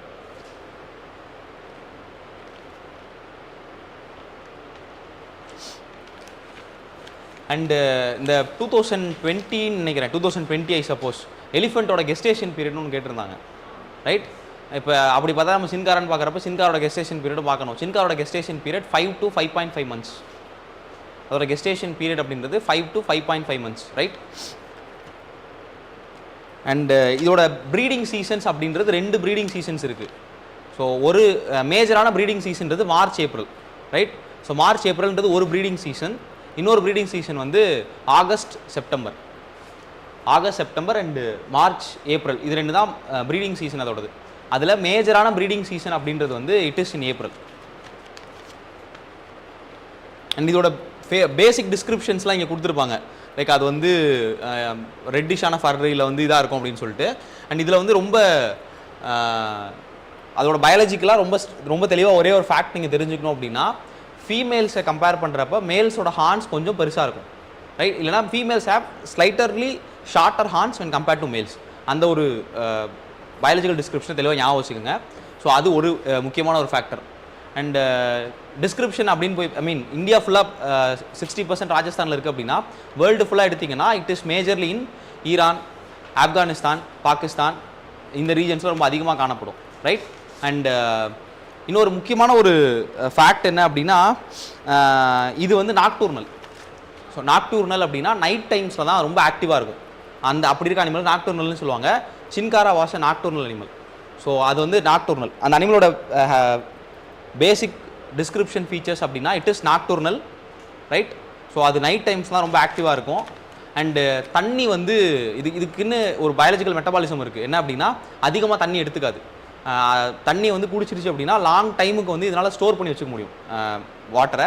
இந்த புல்லோட நுனியிலலாம் பனி இருக்கும் இல்லையா, அதை கூட அது உறிஞ்சி ரொம்ப நாள் வாழ்கிற அளவுக்கு இருக்கும். ஸோ அடிக்கடி நீர்நிலைகளுக்கெலாம் போகாது.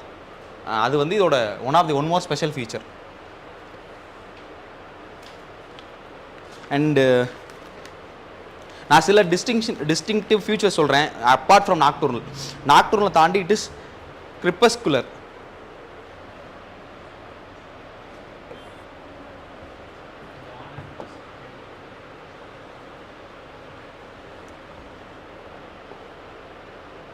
இந்த வேர்டு கேள்விப்பட்டிருக்கீங்களா?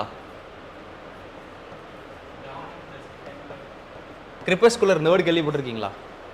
கிரிப்பஸ்குலர்னா என்னன்னு தெரியுமா? டான் டஸ்க் அப்படின்னு 2 டைம் இருக்குல்ல, அப்படின்னா என்னன்னு தெரியும்ல? மார்னிங் ஈவினிங் சொல்லுவாங்களே, அந்த டைமில் அது ரொம்ப ஆக்டிவாக இருக்கும், right? So apart from nocturnal it is a crepuscular in nature and it is sedentary. செடென்ட்ரினா என்னன்னு தெரியுமா? என்ன? ஒரே குறிப்பிட்ட ஏரியாக்குள்ளே மட்டுமே இருக்கிறது தான் செடென்ட்ரி. அதாவது it will remain in a same area, it will not change it's moving range. வந்து ஒரு குறிப்பிட்ட டிஸ்டன்ஸ்குள்ளே மட்டும்தான் இருக்கும், ரொம்ப தாண்டிலாம் போகாது. இப்போ எலிஃபெண்ட்லாம் எடுத்துக்கிட்டிங்கன்னா அது வந்து லாங் ரேஞ்சுக்கு ட்ராவல் பண்ணணும்னு சொல்லுவாங்களா, அதை செடென்ட்ரின்னு சொல்ல மாட்டாங்க. வேறஸ் வந்து சின்காராவை செடென்ட்ரின்னு சொல்லுவாங்க, because it resides in and around the same area. ரைட்டா. அண்டு இப்போ ஒன் மோர் கம்யூனிட்டி. ஸோ அந்த கம்யூனிட்டி என்ன அப்படின்னா நீங்கள் இங்கே பார்த்ததா இருந்திருக்கும், Bishnoi community. So they are very famous in Rajasthan. So ராஜஸ்தானில் வந்து இந்த கம்யூனிட்டி ரொம்ப ஃபேமஸ். அண்ட் இவங்க வந்து நிறைய வைல்டு அனிமல்ஸை இல்லை வந்து ட்ரீஸை இது எல்லாத்தையும் வந்து சாக்ரட் அனிமல்ஸாக இது பண்ணிருக்காங்க. இவங்க pure vegetarian group of people, right. Salman Khan வந்து 1998 ஒரு ஒரு ஒரு கேஸில் மாட்டினார். அது என்ன அனிமல் தெரியுமா? அது சின்காராவும் டீர் தான். அதில் என்ன, அது என்ன டைப் ஆஃப் டீர், அதோட பேர் தெரியுமா? பிளாக் பக்கு. பிளாக் பக் அப்படின்ற டீரை வந்து வேட்டையாடின கேஸ்லாம் சல்மான் கானை வந்து அரெஸ்ட் பண்ணியிருப்பாங்க. அந்த கேஸ் கொடுத்தது Bishnoi community persons. So they are very much religiously, they are very much, they have very much attention towards those animals and organisation. So அதனால் வந்து வைல்ட் லைஃப் ரிலேட்டடான ஆர்கனைசேஷன் கிரைம்ஸ் ஏதாவது வந்ததுன்னா இவங்க ரொம்ப ஆக்டிவாக இருப்பாங்க. அண்ட் இவங்க தான் வந்து நிறைய இடங்களில் விட்னஸாக இருப்பாங்க. ரீசெண்டாக சுப்ரீம் கோர்ட் என்ன ஒரு ப்ரெசிடென்ஸ் கொடுத்துருந்தாங்கன்னா, அப்படி ஒரு கேஸில் விஷ்ணோய் கம்யூனிட்டி சேர்ந்த ஒரு பர்சன் தான் வந்து ஐ விட்னஸாக இருந்திருப்பார். ரொம்ப முக்கியமான ஒரு ஐ விட்னஸாக இருந்திருப்பார். ஸோ அவர் தான் வந்து இந்த இல்லை இவங்க தான் ஹண்ட் பண்ணாங்க, அதனால தான் இது நடந்துச்சு அப்படின்றத சொன்னதுக்கப்புறம் தான் அவங்களுக்கு பனிஷ்மெண்ட்டே கிடச்சிருக்கும். அப்போ இப்போ இந்த மாதிரியான வைல்ட் லைஃப்பை ப்ரொடெக்ட் பண்ணணுன்ற அவங்களோட கோலு ப்ளஸ் அவங்களோட கமிட்மெண்ட் அப்படின்றத ஹானர் பண்ணுற விதமாக தான் அவங்களுக்கு வந்து ஒரு ஃபைன் விதிச்சிருப்பாங்கல்ல. இப்போ இந்த சின்காரான்ற மான வேட்டையாடினப்போ அவங்களுக்கு ஒரு ஃபைன் விதிச்சிருப்பாங்கல்ல. அந்த ஃபைனில் 50% அமௌண்ட் எடுத்து இந்த விட்னஸ் இது யார் ஃபஸ்ட் ரிப்போர்ட் பண்ணாங்களோ அவங்களுக்கு வந்து இன்சென்டிவாக கொடுங்க அப்படின்னு சொல்லியிருப்பாங்க, ரைட். சன்மானமாக கொடுத்துருங்க அப்படின்னு சொல்லுவாங்க. அண்ட் இது வந்து இன்னும் க்ரைம் ஆக்டிவிட்டியை குறைக்கும். இந்த குரூப் ஆஃப் பீப்புள் மட்டும் இல்லை, இன்னும் நிறைய குரூப் ஆஃப் பீப்புள் என்ன பண்ணுவாங்க, ஆக்டிவாக பார்ட்டிசிபேட் பண்ணுவாங்க. இஃப் தேர் கெட்டிங் இன்சென்டிவ்ஸ் அந்த மாடலில் அதை சொல்லியிருப்பாங்க. அதனால தான் விஷ்ணோய் கம்யூனிட்டி நியூஸில் இருந்தாங்க. Bishnoi community was started during 16th century. Bishnoi community group of people வந்து தே ஆல்மோஸ்ட் வந்து 16th century இருந்து தான் வந்து அவங்க ஒரு குரூப் ஆஃப் கம்யூனிட்டியாக ஃபார்ம் பண்ணியிருப்பாங்க. குரு ஜம்தேவர்னு நினைக்கிறேன். ஸோ ஜம்தேஸ்வர் அவர் தான் வந்து இந்த community group of persons organise பண்ணியிருப்பார். Purely veg. இந்த மான் குட்டியெல்லாம் வந்து இவங்க கூப்பிட்டு பால் கொடுத்துட்டு இருப்பாங்க. அந்தளவுக்கு இந்த வடிவேல் ஒரு படத்தில் சொல்லுவாங்க இல்லையா, not only dog all animals likes me aunty அப்படின்னு சொல்லுவாங்க இல்லையா. ஸோ அந்த மாதிரியான ஒரு ப்ராப்பரான டிஸ்கிரிப்ஷன் யாருக்கு பொருந்தும் அப்படின்னா விஷ்ணோய் கம்யூனிட்டி குரூப் ஆஃப் பீப்புளுக்கு பொருந்தும்.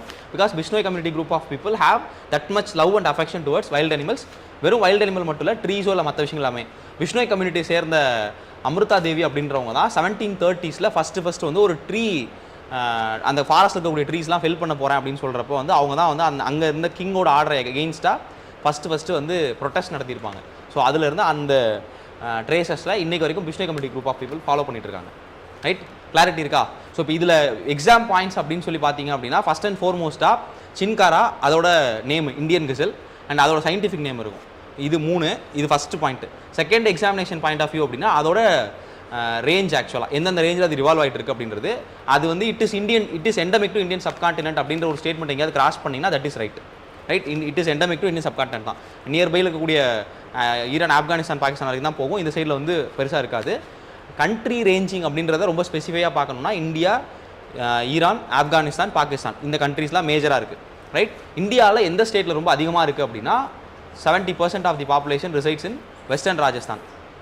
அண்டு இந்த சின்காரா பொறுத்த வரைக்கும் ஒரே ஒரு டிஃப்ரெண்ட்டான ஃபேக்ட் என்ன அப்படின்னா, பஞ்சாப் ரீஜனில் வந்து ஒரு டெசர்ட் இருக்குது. Suppose Cholistan dessert.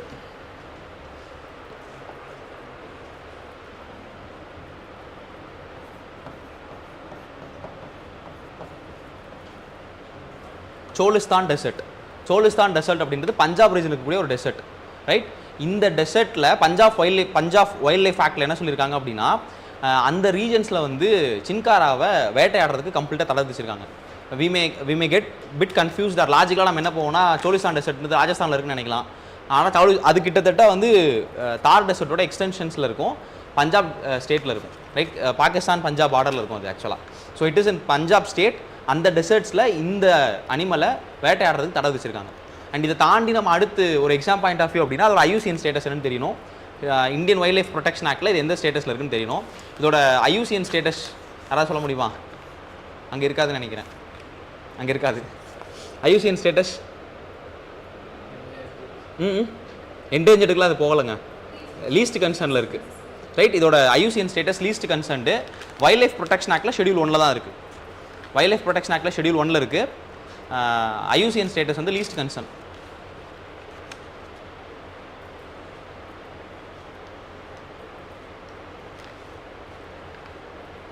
அண்ட் இந்த சல்மான் கான் இன்சிடென்ட் சொன்னேன் இல்லையா, பிளாக் பக்குன்னு சொன்னேன் இல்லையா, அது வந்து 1998 நடந்திருக்கும். அதுக்கப்புறம் பிஷ்னோய் கமிட்டி என்ன சொல்லியிருப்பாங்க, என்ன ஒரு இது கிரியேட் பண்ணியிருப்பாங்கன்னா பிஷ்னோய் டைகர் ஃபோர்ஸ் அப்படின்னு ஒன்று கிரியேட் பண்ணியிருப்பாங்க. So that happened after 1998, right. And இதுதான் மேஜரான எக்ஸாமினேஷன் இன்ஃபர்மேஷன்ஸ். அண்ட் இதோ இங்கே இருக்குல்ல, they treat animals as their own children. And இங்கே இருக்குது. அண்ட் இந்த பிஷ்னோ டைகர் ஃபோர்ஸ் வந்து 1998 அப்புறம் தான் ஸ்டார்ட் ஆயிருக்கும். That too after that Salman Khan incident, right. Salman Khan சுட்ட மான் வந்து பிளாக் பக். ஸோ அந்த கேஸ்னால சல்மான் கானுக்கு ஆல்மோஸ்ட் 20 வருஷம் கிட்டத்தட்ட தூக்கம் இல்லை, ரைட். ஸோ அந்த அளவுக்கு ரொம்ப ஸ்ட்ராங்கான டிட்டர்மினேட் பர்சன்ஸ் தான் பிஷ்னோய் கம்யூனிட்டி பீப்புள், ரைட். இந்தியனில் வந்து இந்தியன் கிரிக்கெட் டீமில் ரவி பிஷ்னோய்னு ஒரு கிரிக்கெட்டர் இருப்பார். He belongs to that community. So அடுத்த நியூஸ் வந்து கேஞ்சட்டிக் டால்ஃபின். ஹோப் இது எல்லாருமே நிறைய இதை பற்றி கேள்விப்பட்டிருப்பீங்கன்னு நினைக்கிறேன், நிறைய படிச்சிருப்பீங்கன்னு நினைக்கிறேன். Still let me add something about with respect to my points. Gangetic dolphin அப்படின்றதோட ஃபஸ்ட்டு டிஸ்கிரிப்ஷன் அப்படின்னா அது எந்தெந்த ரிவர் சிஸ்டமில் இருக்குது? பிரம்மபுத்ரா, கேஞ்சஸ், மேக்னா ரிவர் சிஸ்டம். ஸோ எழுதிக்கங்க, பிரம்மபுத்ரா, கேஞ்சஸ், மேக்னா.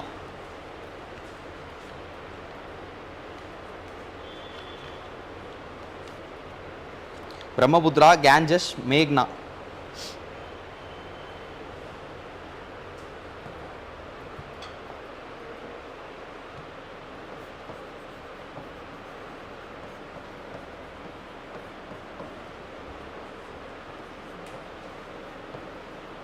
கர்ணப்புலி இது ஒரு ரிவரு, சாக்னா இது ஒரு ரிவர் சிஸ்டம். இந்த ரிவர் சிஸ்டம்ஸில் எல்லாத்துலேயுமே கேஞ்சட்டிக் டால்ஃபின் மேஜராக இருக்குது. And gangetic dolphin is a fresh water dolphin, hope I know, right. So Gangetic dolphin fresh water dolphin. As well as இன்னொரு ஸ்பெசிஃபிக் ஃபீச்சர் என்ன அப்படின்னா it is a blind dolphin. And இது வந்து இப்போ இந்த voice எக்கோசிஸ் மூலிமா தான் அதோட ட்ராவலை வந்து அது ப்ராப்பராக ஃபைனல் பண்ணிக்கும். இதுக்கு இன்னும் 2 பேர் இருக்குது. ஒன்று அதில் கொடுத்துருப்பாங்கன்னு நினைக்கிறேன், ஹிஹு அப்படின்னு சொல்லிட்டு, கரெக்டாக சுசு கொடுத்துருக்காங்களா? அப்போ ஹிஹு நார்த் ஈஸ்டர்ன் ரீஜன்ஸில் கேஞ்சட்டிக் டால்ஃபினை ஹிஹுன்னு கூப்பிடுவாங்க. ஹிஹு அஸ் வெல் அஸ் சுசு, இது ரெண்டுமே கேஞ்சட்டிக் டால்ஃபினோட இன்னொரு பேர் தான். சுசு கொடுத்துருக்காங்கன்னா ஹிஹு எழுதிக்கோங்க. ஹிஹு அஸ் வெல் அஸ் சுசு ரெண்டுமே வந்து கேஞ்சட்டிக் டால்ஃபினோட நேம் தான். அண்டு கண்ட்ரி வைஸ் ஸ்ப்ரெட் அப்படின்னு பார்த்தீங்கன்னா இந்தியா, நேபாள், பிரம்மபுத்ரா இந்த 3 ரீஜன்ஸில் தான் கேஞ்சட்டிக் டால்ஃபின் மேஜராக இருக்குது. பங்களாதேஷ், ரைட். இந்தியா, நேபாள், பங்களாதேஷ் இந்த 3 கண்ட்ரியில் தான் வந்து கேஞ்சட்டிக் டால்ஃபின் இருக்குது. அண்டு இது வந்து it has been an official animal of a particular city. ஒரு சிட்டிக்கு வந்து இது அஃபீஷியல் அனிமலாகவே இருக்குது இந்தியாவில். எந்த சிட்டின்னு தெரியுமா? இந்தியாவில் இருக்கக்கூடிய ஒரு சிட்டியோட அஃபீஷியல் அனிமல் இதுதான். சத்தமாக சொல்லுங்கள், கேட்கல. இல்லை வாரணாசி. ஏன் நார்த் ஈஸ்டில் இந்த ஸ்டேட்டில் இருக்கக்கூடாதா? ஏன் எல்லோரும் யூபி, பீகார்லேயே சுற்றிட்டு இருக்கீங்க? குவஹாத்தி. குவஹாத்தியோட அஃபீஷியல் சிட்டி அனிமல் இதுதான். ஸோ கேஞ்சட்டிக் டால்ஃபின் தான். And it was been called as national aquatic animal of India from 2008 or 9? 2009 government announce பண்ணாங்க. It has been declared as official animal அப்படின்னு சொல்லிட்டு. நேஷனல் ஹெரிட்டேஜ் அனிமல்னு ஒரு அனிமலை சொன்னாங்க, எலஃபண்ட்.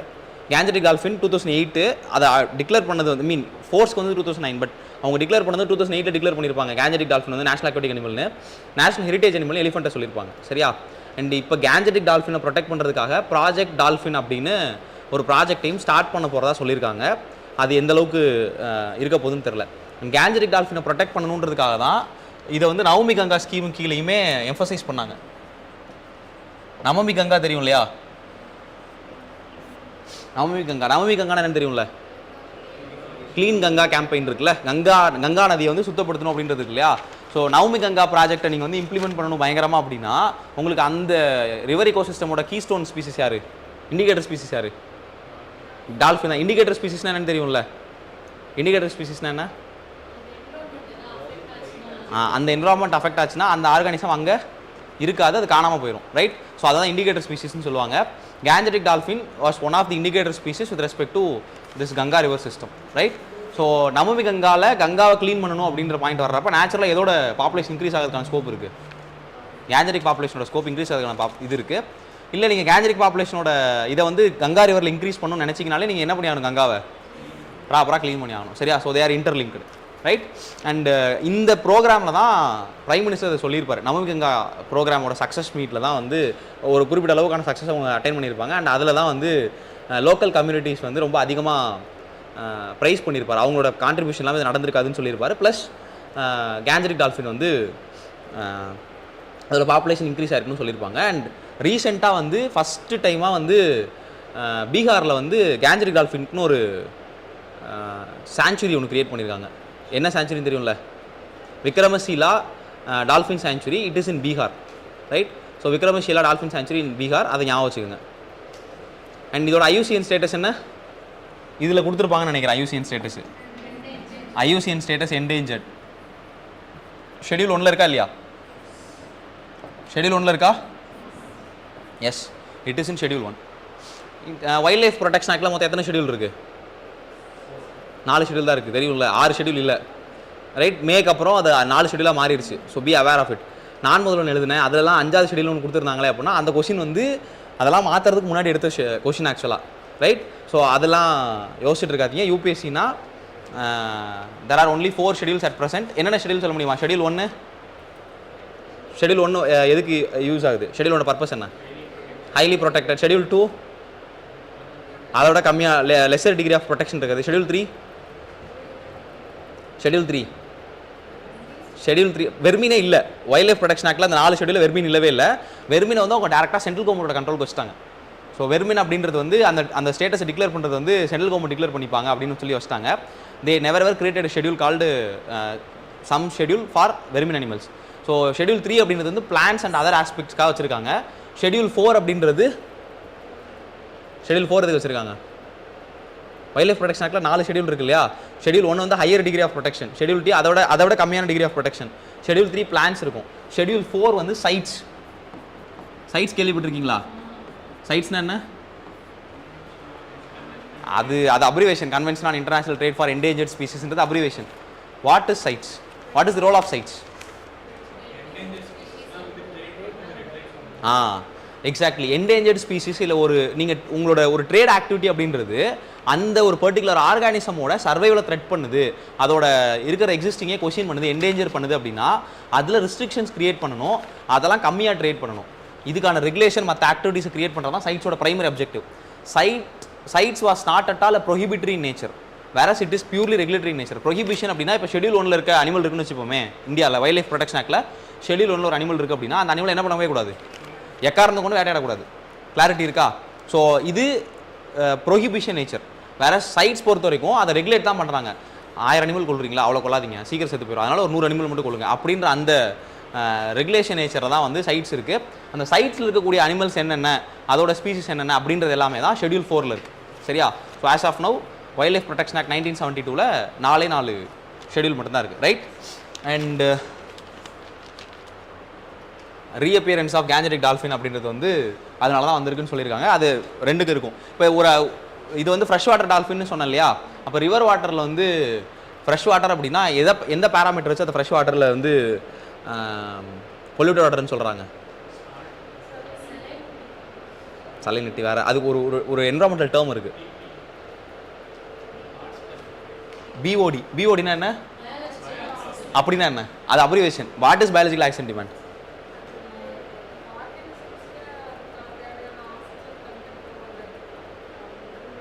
ஸோ ஒரு aquatic இக்கோசிஸ்டமில் ப்ரெசன்ஸாக இருக்கக்கூடிய aquatic organisms இருக்கு இல்லையா? அந்த அக்வாட்டிக் ஆர்கானிசம்ஸ்க்கு அதோட டெய்லி மெட்டபாலிக் ஆக்டிவிட்டீஸ்க்கோ இல்லை மற்ற ஆஸ்பெக்ட்ஸ்க்கோ அந்த வாட்டரில் டிசால்வ்டு ஆக்சிஜன் இருக்கணும். அந்த டிசால்வ்டு ஆக்சிஜன் இல்லைன்னா அது என்ன ஆரம்பிக்கும்? சஃபகேட் ஆக ஆரம்பிக்கும், அது செத்து போக ஆரம்பிக்கும். ஒன்ஸ் அது செத்து போக ஆரம்பிச்சிருச்சுன்னா அந்த இக்கோசிஸ்டம் என்ன ஆரம்பிச்சிடும்? டீக்ரேட் ஆகி டெஸ்ட்ராய் ஆக ஆரம்பிச்சிடும், சரியா? அதனால தான் ஒரு இக்கோசிஸ்டம், அதாவது ஒரு அக்வாட்டிக் இக்கோசிஸ்டம் ரொம்ப ப்ராப்பரான ஃபங்க்ஷனிங்கில் இருக்கா இல்லையா அப்படின்றத இந்த பிஓடி வச்சு சொல்லுவாங்க. பிஓடி ஹையராக இருக்கணுமா லோயராக இருக்கணுமா? Lower the BOD indicates what? Healthy healthy aquatic ecosystem. So BOD conditions ரொம்ப கம்மியாக இருக்குன்னா அந்த அக்வாட்டிக் இக்கோசிஸ்டம் ரொம்ப ஹெல்த்தியாக இருக்குன்னு அர்த்தம்.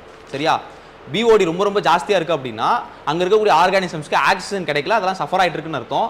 அண்ட் அதனால வந்து lower the BOD leads to higher the aquatic ecosystem. சரியா? அந்த கிளாரிட்டி வச்சுக்கோங்க. சம்டைம்ஸ் எங்கேயாவது ஸ்டேட்மெண்ட்ஸில் வந்து ஹையர் பயாலஜிக்கல் ஆக்சிஜன் டிமாண்ட் இருந்தால் அந்த அக்வாட்டிக் இக்கோசிஸ்டம் ரொம்ப நல்லா ஃபங்க்ஷன் ஆகிட்டு இருக்குன்னு அர்த்தம் அப்படின்ற மாதிரி கூட ஒரு ஸ்டேட்மெண்ட் வரலாம்.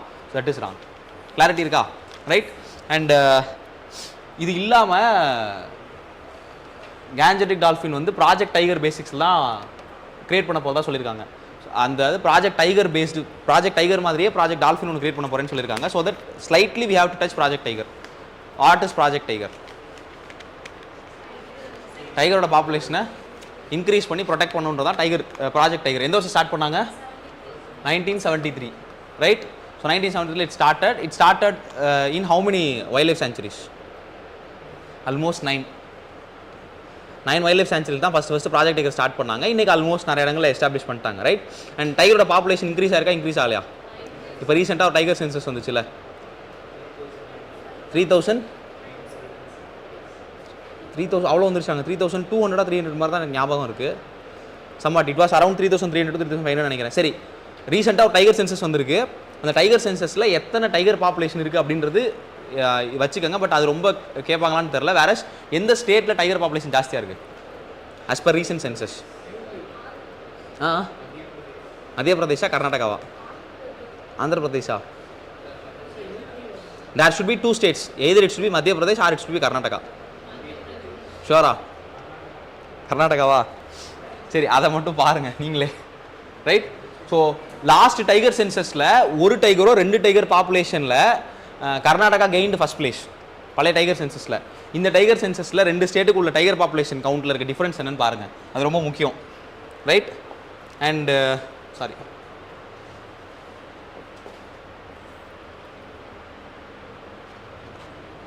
அண்ட் உலகத்தில் மொத்தம் எத்தனை டைகர்ஸ் எத்தனை டால்ஃபின்ஸ் இருக்குன்னு தெரியும்ல? எத்தனை டைப் ஆஃப் டால்ஃபின் இருக்குன்னு தெரியுமா? ஃப்ரெஷ் வாட்டர் டால்ஃபின் 4 இரவாடி டால்ஃபினா? இரவாடி டால்ஃபின் எங்கே இருக்குது? இரவாடி ஃப்ரெஷ் வாட்டர் டால்ஃபினா? இரவாடி டால்ஃபின் ஃபஸ்ட்டு எங்கே இருக்குது? இரவாடி ரிவர் எங்கெங்கே இருக்குது? மியான்மரில் இருக்குது Irrawaddy river. Right. So 4 fresh water dolphins மேஜராக சொல்லுவாங்க. சைனாவில் ஒன்று இருக்குது, இந்தியாவில் இந்த கங்கா பிரம்மபுத்திரா ரிவர் சிஸ்டம் ஒன்று இருக்குது, இண்டஸ் ரிவர் டால்ஃபின் ஒன்று சொல்லுவாங்க. ப்ளஸ் வந்து அந்த சைடில் இன்னொரு ரிவர் டால்ஃபின் இருக்கும். எனக்கு தெரிஞ்சு சைனாவோட எக்ஸ்டிங்க்ட் ஆயிடுச்சு. அப்படி ஒன்று இல்லவே இல்லை, செத்து போச்சு, மொத்தமாக அழிஞ்சு போச்சுன்னு சொல்லிட்டாங்க. இண்டஸ்மே கிட்டத்தட்ட முடிஞ்சிருச்சுன்னு தான் சொன்னாங்க. ஸோ இப்போ இந்த கேஞ்சட்டிக் டால்ஃபின் மட்டும் திரும்ப எப்படியாவது கஷ்டப்பட்டு ரீஎக்வர் பண்ணணும்னு சொன்னாங்க. ஓகே, இந்த கேஞ்சட்டிக் டால்ஃபினோட வாட் யூ சே ஹேபிடேட் லாஸுக்கு என்னென்னலாம் காரணமாக இருக்கும், இல்லை ஒரு பாப்புலேஷன் கவுண்ட்டுக்கு என்னெல்லாம் பாப்புலேஷன் கவுண்ட் குறையாதுக்கு என்னெல்லாம் காரணமாக இருக்கணும்? ஒன்று வந்து ரிவர் பொல்யூட் ஆகுது. வேறு ஷிப் ஆக்சிடெண்ட்டா? கங்கா பிரம்மபுத்திரா ரிவர் சிஸ்டமில் ஷிப்பு எங்கேயாவது நிறையா போதா என்ன? அது இன்லேண்ட் வாட்டர் வே ஒன்றும் இல்லை.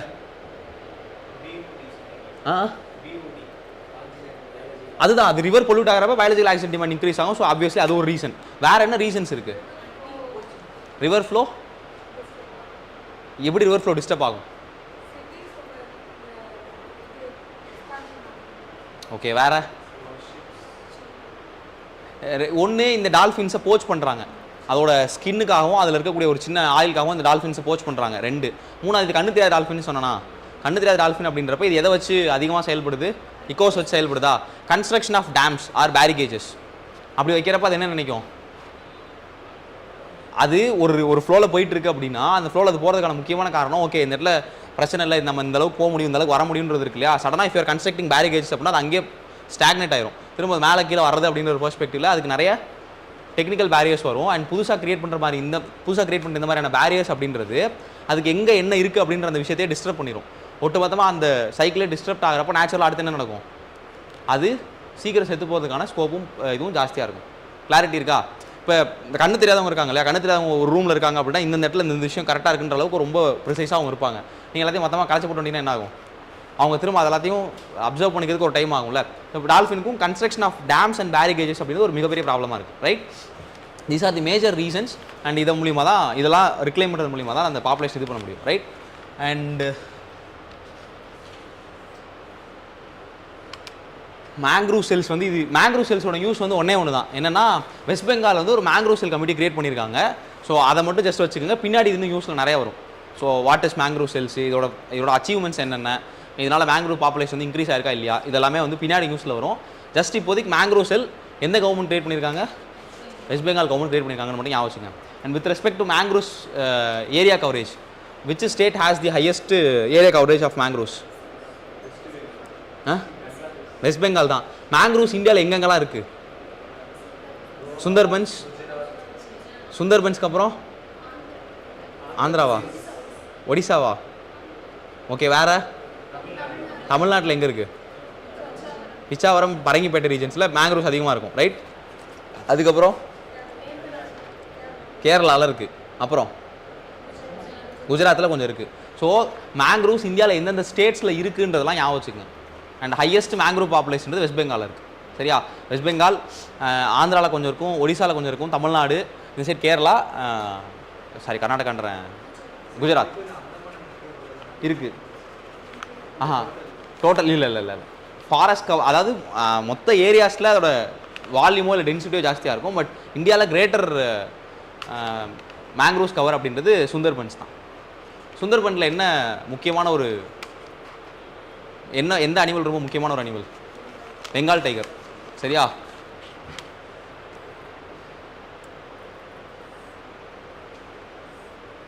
மைக்ரோ பிளாஸ்டிக்ஸ்னா என்ன? What is micro plastics? இப்போ பிளாஸ்டிக்கோட பாப்புலேஷன் வந்து பிளாஸ்டிக்கோட யூசேஜ் வந்து ஒழிக்கணும்னு நினைக்கிறாங்கன்னு வச்சுக்கோமே, அப்போ அதோட மைக்ரான் சைஸ்ன்னு சொல்லுவாங்க இல்லையா, திக்னஸ்ன்னு சொல்லுவாங்க, அதை இன்க்ரீஸ் பண்ணுமா டிக்ரீஸ் பண்ணுமா? இன்க்ரீஸ் பண்ணுமா? இந்த world is a plastic litre அப்படின்னு சொல்லி ஒரு மேகசின் வந்துருந்தது 2020 or 21 நினைக்கிறேன், நாட் ஷுர். இந்த டைம் டியூரேஷன்ஸில் என்விரான்மெண்ட் டே பேஸ் பண்ணி ஒரு ஆர்டிக்கல் வந்துருந்தது, ரைட். என்னன்னா, இப்போ நீங்கள் லேட்டஸ்ட் அசியூம் இப்போ வந்து ஒரு 20 மைக்ரான் இன்ச் திக்னஸ் உள்ள ஒரு பிளாஸ்டிக் கவர் இருக்குன்னு வச்சுப்போமே, இதோட திக்னஸ் வந்து நீங்கள் 5 மைக்ரானாக குறைச்சிடுறீங்க. 5 மைக்ரானாக குறைக்கிறப்ப it was as thinners paper. இப்போ நீங்கள் அதை வந்து டிஸ்போஸ் பண்ணி தூக்கி போடுறீங்கன்னா அது ஓஷன் வழியாக போய் எங்கேயாவது நிற்கிதுன்னு வச்சுப்போமே, அது லாஸ்ட்டில் எங்கே போய் நிற்கிது அப்படின்னா அந்த அக்வாட்டிக் அனிமல்ஸோட ஃபுட் சிஸ்டம்லையோ இல்லை மற்ற ஃபுட் செயின்லேயோ மாட்டுது. அது அந்த மொத்த ஃபுட் வெப்பையோ இல்லை ஃபுட் செயினோ சிதைக்குதுன்னு சொல்கிறாங்க. So if you wanted to contain plastic யூசேஜை குறைக்கணும், கண்டெயின் பண்ணணும்னு நினைக்கிறேன்னா you should increase the thickness. ஏன் இன்க்ரீஸ் பண்ணணும் திக்னஸ்னா, திக்னஸ் இன்க்ரீஸ் பண்ணிங்கன்னா அதோட காஸ்ட் ஆஃப் ப்ரொடக்ஷன் என்ன ஆகும்? காஸ்ட் ஆஃப் ப்ரொடக்ஷன் அதிகமாகும். காஸ்ட் ஆஃப் ப்ரொடக்ஷன் அதிகமாச்சுன்னா அதோட எம்ஆர்பி என்ன ஆகும்?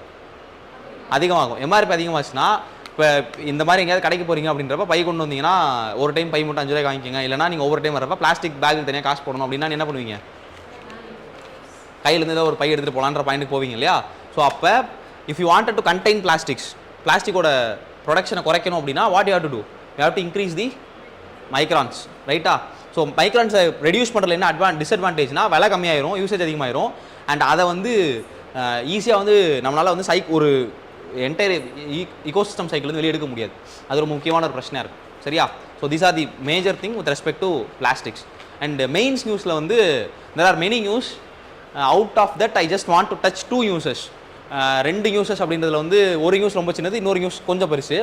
வேறஸ் கோரல் ப்ளீச்சிங் வந்து திரும்ப நியூஸில் வந்துகிட்டே இருக்கும்.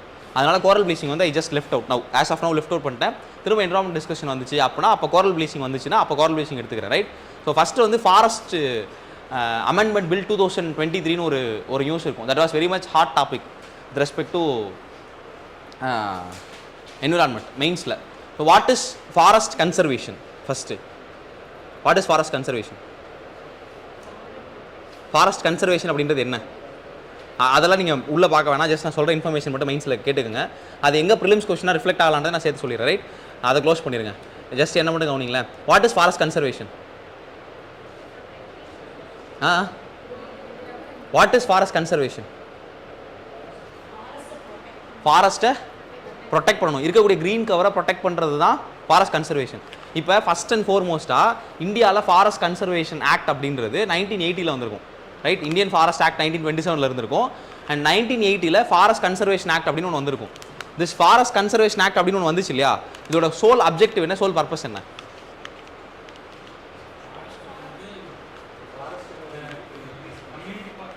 ஆஹா, அது வந்து ஒன் ஆஃப் தி அப்ஜெக்டிவ். அதோட பிரைமரி அப்ஜெக்டிவ் என்னன்னா,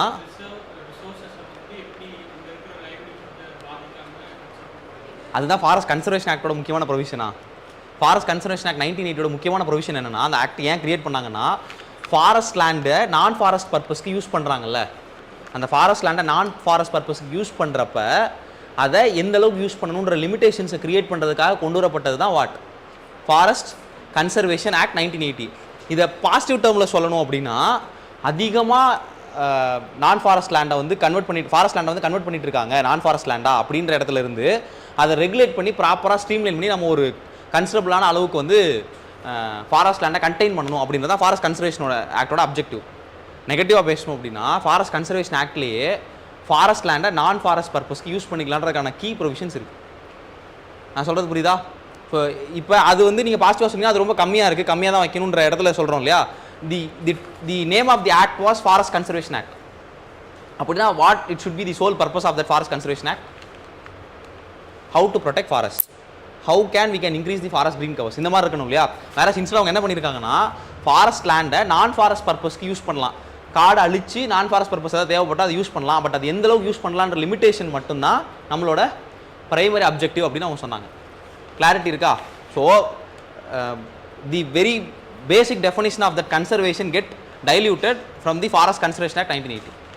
ஸோ இதான் வந்து first and foremost thing forest conservation act 1980 பொறுத்த வரைக்கும். இப்போ அதில் ஃபாரஸ்ட் கன்சர்வேஷன் ஆக்டில் வந்து அடுத்தடுத்த அமெண்ட்மெண்ட்ஸ் கொண்டு வந்தாங்க. அந்த ரீசெண்டாக அந்த அமெண்ட்மெண்ட் தான் நிறைய இடங்களில் கிரிட்டிசிசம் கிரியேட் பண்ணிச்சு, ரைட்?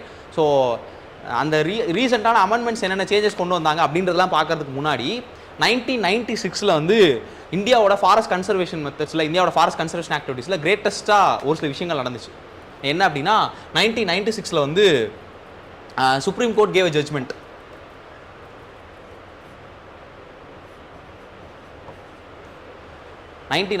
ஃபர்ஸ்ட் சுப்ரீம் கோர்ட் வந்து ஃபாரஸ்ட் கன்சர்வேஷன் ஆக்டிவிட்டீஸ்க்காக வந்து they ask you to create a fund called CAMPA fund, compensatory afforestation management fund அப்படின்ற ஒரு பெர்ஸ்பெக்டிவ்ல ஒரு ஃபண்டு கிரியேட் பண்ண சொன்னாங்க, கேம்பா ஃபண்ட் அப்படின்னு. கேம்பா ஃபண்ட் ஏன் அப்படின்னா, இப்போ நீங்கள் ஃபாரஸ்ட் ஏரியாஸ் அழிச்சு நான் ஃபாரஸ்ட் பர்பஸ்க்கு யூஸ் பண்ண போகிறீங்க. அப்படி நான் ஃபாரஸ்ட் பர்பஸ்க்கு யார் யூஸ் பண்ணுறாங்களோ அவங்கக்கிட்ட காம்பன்சேஷன் ஃபண்டுன்னு ஒன்று வாங்குங்க. அந்த காம்பன்சேஷன் ஃபண்டை வாங்கி அந்த காம்பன்சேஷன் ஃபண்டை ஃபாரஸ்ட் வேறு ஏதாவது ஒரு இடத்துல க்ரோ ஆகிறதுக்கு கிரியேட் பண்ணுறதுக்கு நீங்கள் அந்த ஃபண்டை யூஸ் பண்ணுங்கள். இப்போ வந்து ஃபாரஸ்ட் லேண்ட் இருக்குது, அங்கே நிறைய ரிசோர்ஸஸோ இல்லை அதுக்கு நிறைய ஆப்டான என்வரான்மெண்ட் இருக்குது நான் ஃபாரஸ்ட் பர்பஸ்க்குனா, நீங்கள் ஃபாரஸ்ட் லேண்டை கிளியர் பண்ணிட போகிறீங்க. அந்த யார் கிளியர் பண்ணி அதில் பெனிஃபிட் ஆகிறாங்களோ அந்த குரூப் ஆஃப் பர்சன்ஸ் கிட்ட சர்டன் ஃபைன் மாதிரியோ இல்லை சர்டன் காம்பன்சேஷன் ஃபண்ட் அப்படின்ற மாதிரி ஒரு அமௌண்ட் வாங்கி அந்த அமௌண்ட் எடுத்துகிட்டு வந்து பேரன் அன்கல்டிவபிள் லேண்ட்லாம் இருக்கும் இல்லையா, வேஸ்ட் லேண்ட்ஸ் இருக்கும் இல்லையா, இந்த வேஸ்ட் லேண்ட்ஸில் ஃபாரஸ்ட்டை கன்ஸ்ட்ரக்ட் பண்ணுறதுக்கான ஆக்டிவிட்டியை கிரியேட் பண்ணுங்கன்னு சொன்னாங்க. First thing. ரெண்டாவது, ஃபாரஸ்ட் அப்படின்ற டெஃபினிஷன்ஸில் வந்து ஒரு குறிப்பிட்ட ஏரியாக்கான க்ரீன் கவர் இருந்தாலே அதுவும் என்னவா தான் கணக்கெடுத்துக்கப்படும், ஃபாரஸ்ட் தான் கணக்கெடுத்துக்கப்படும், ரைட்? ஸோ அது ஒரு நதர் மிஸ்னோமர் ஆர் பிளண்டர் ஆக்சுவலாக. அண்ட் ஃபர்ஸ்ட் வந்து இந்த கேம்பா ஃபண்டுக்குள்ளே நீங்கள் போனீங்க அப்படின்னா, forest cannot be replaced by forest, இல்லைனா forest areas cannot be replaced by growing other forest areas because it is a forest.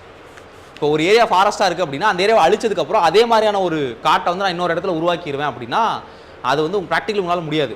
Selection of ட்ரீஸ்லேருந்து அதுக்கான ரிசோர்ஸ்லேருந்து மற்ற எல்லா ஆக்டிவிட்டீஸுமே வந்து மேன்மேடு ஃபாரஸ்ட்டாக தான் இருக்குமே தவிர நேச்சுரல் ஃபாரஸ்ட்டாக இருக்காது.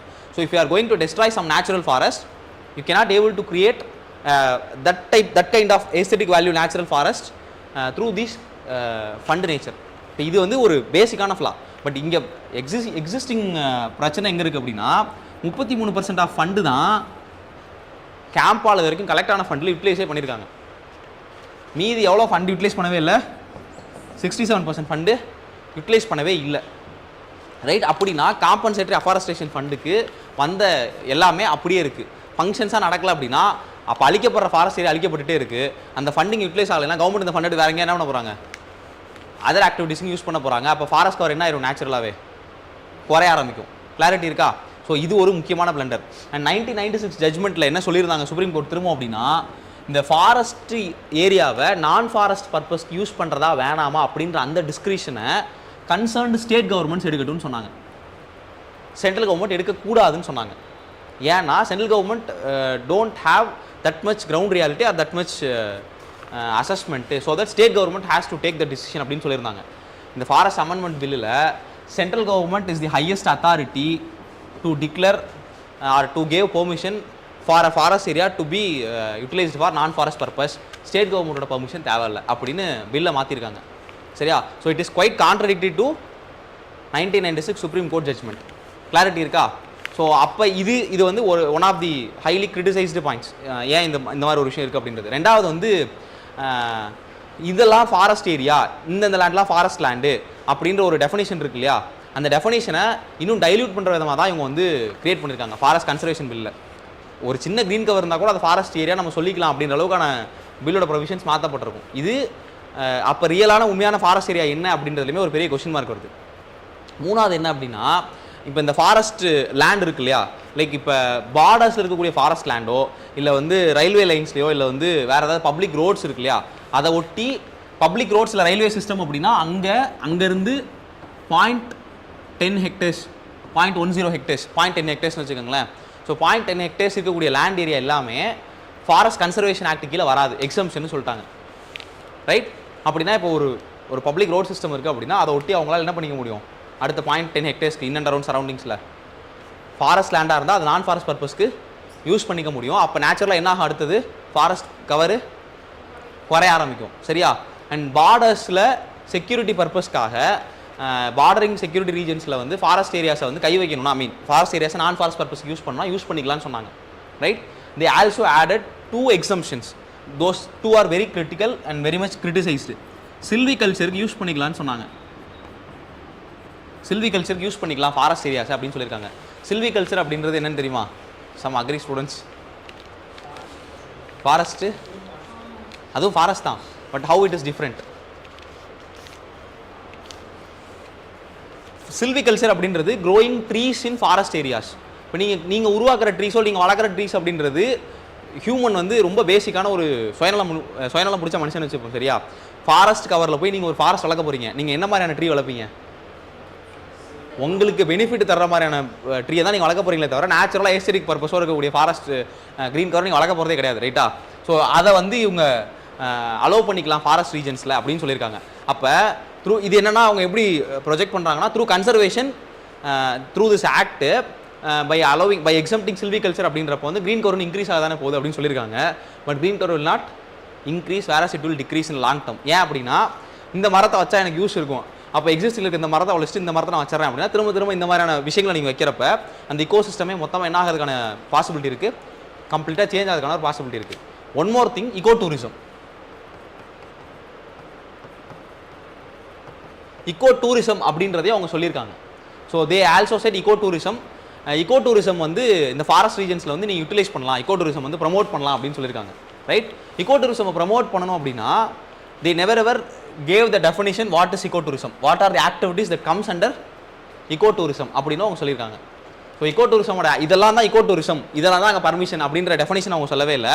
ecotourism ஆக்டிவிட்டிஸ்னு ஏதாவது இருக்குது அப்படின்னா அதெல்லாம் நீங்கள் வந்து அந்த ரீஜன்ஸில் கண்டினியூ பண்ணிக்கலாம்னு சொல்லியிருக்காங்க. அப்படி கண்டினியூ பண்ணிக்கலாம்னு சொன்னாங்கன்னா அடுத்து என்ன நடக்கும்? ecotourism ஏரியாக்குள்ளே லெட் அஸ் சே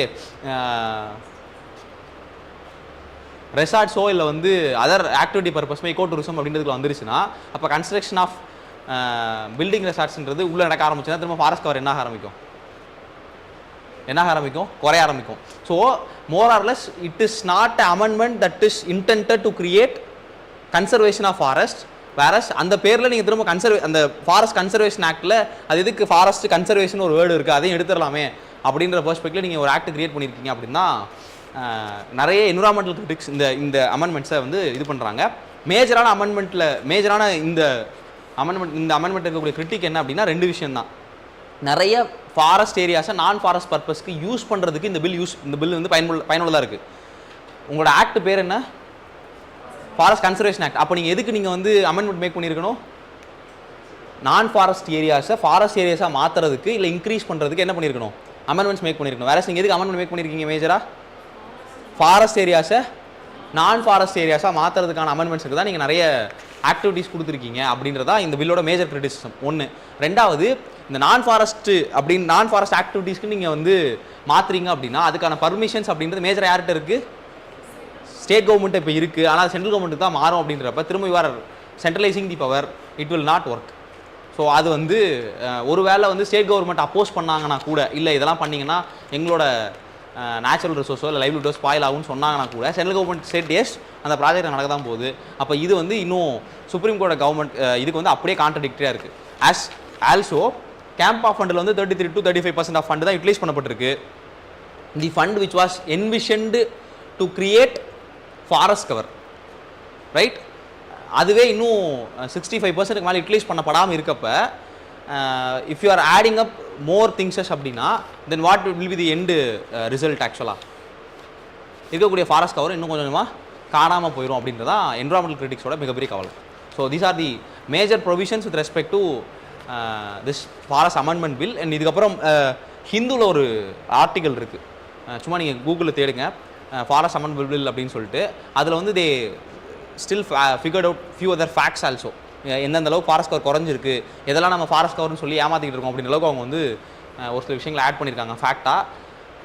இந்த பில்லை அப்போஸ் பண்ணணும்னு நான் உங்களுக்கு சொல்லலை. If you are going to right critical analyse அப்படின்னா நெகட்டிவ்ஸ்க்கு சில பாயிண்ட்ஸ் வேணும்ல, அதுக்கு இந்த பாயிண்ட்ஸ்லாம். பாசிட்டிவ்ஸ் அப்படின்னா கவர்மெண்ட் சொல்கிறது தான், செக்யூரிட்டி பர்பஸ்க்காக நம்ம சில விஷயங்கள் இது பண்ணிக்கணும். பப்ளிக் ரயில்வே லைன் சிஸ்டம் அப்படின்லாம் வர்றப்போ வந்து இன்னும் பீப்புளோட யூட்டிலிட்டி பேஸ்டாக தான் நம்ம ஃபாரஸ்ட் அப்ரோச் பண்ண போகிறோம். புதுசாக நிறைய ஃபாரஸ்ட் ஏரியாஸை கிரியேட் பண்ணுறதுக்கான ஸ்கோப் இதில் இருக்குது. ஸ்டேட் கவர்மெண்ட்ஸ் வந்து ஏன் ஸ்டேட் கவர்மெண்ட்ஸ் கொடுக்காம சென்ட்ரல் கவர்மெண்ட்ஸ் கொடுக்குறாங்க அப்படின்னா இந்தியா ஃபுல்லாக ஒரு யூனிஃபைடான பாலிசி இருந்தால் அது பெட்டராக இருக்கும் ஃபாரஸ்ட் கன்சர்வேஷனுக்காக. அதனால தான் வந்து இப்போ சென்ட்ரல் கவர்மெண்ட் கொடுத்துருக்காங்க. இந்த மாதிரியான விஷயங்களை பாசிட்டிவாகவும் நீங்கள் எழுதுங்க, சரியா? So it should be mix of both. அதுக்கு ரெடி ஆகிக்கோங்க, கிளியரா? அண்ட் செகண்ட் திங் வந்து வல்ச்சர்ஸ் பற்றி சின்னதாக ஒரே ஒரு இது முடிச்சுட்டு ஐ வில் கம்ப்ளீட். வல்ச்சர்ஸ் அப்படின்றது வந்து இந்தியாவில் வந்து எத்தனை டைப் ஆஃப் வல்ச்சர் இருக்குன்னு தெரியுமா மொத்தம்? இந்தியாவில் நான் பேரெல்லாம் கேட்க மாட்டேன், இந்தியாவில் எத்தனை டைப் ஆஃப் வல்ச்சர் இருக்குன்னு மட்டும் சொல்லுங்கள். வெல்லா இல்லையா? 6 then how many type of vultures in India? அது பார்த்துட்டே சொல்லுங்கள், அதை கொடுத்துருப்பாங்களே.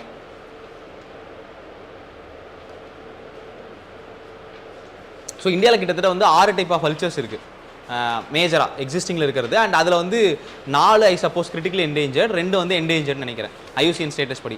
அண்ட் வல்ச்சர்ஸ் ஜென்ரலாக பார்க்குறப்ப வல்ச்சர்ஸோட பாப்புலேஷன் ரொம்ப அதிகமாகிட்டே இருக்குது, வல்ச்சர்ஸோட பாப்புலேஷன் ரொம்ப கம்மியாகிட்டே இருக்குது. வல்ச்சரோட பாப்புலேஷன் ரொம்ப கம்மியாகிட்டே இருக்குது.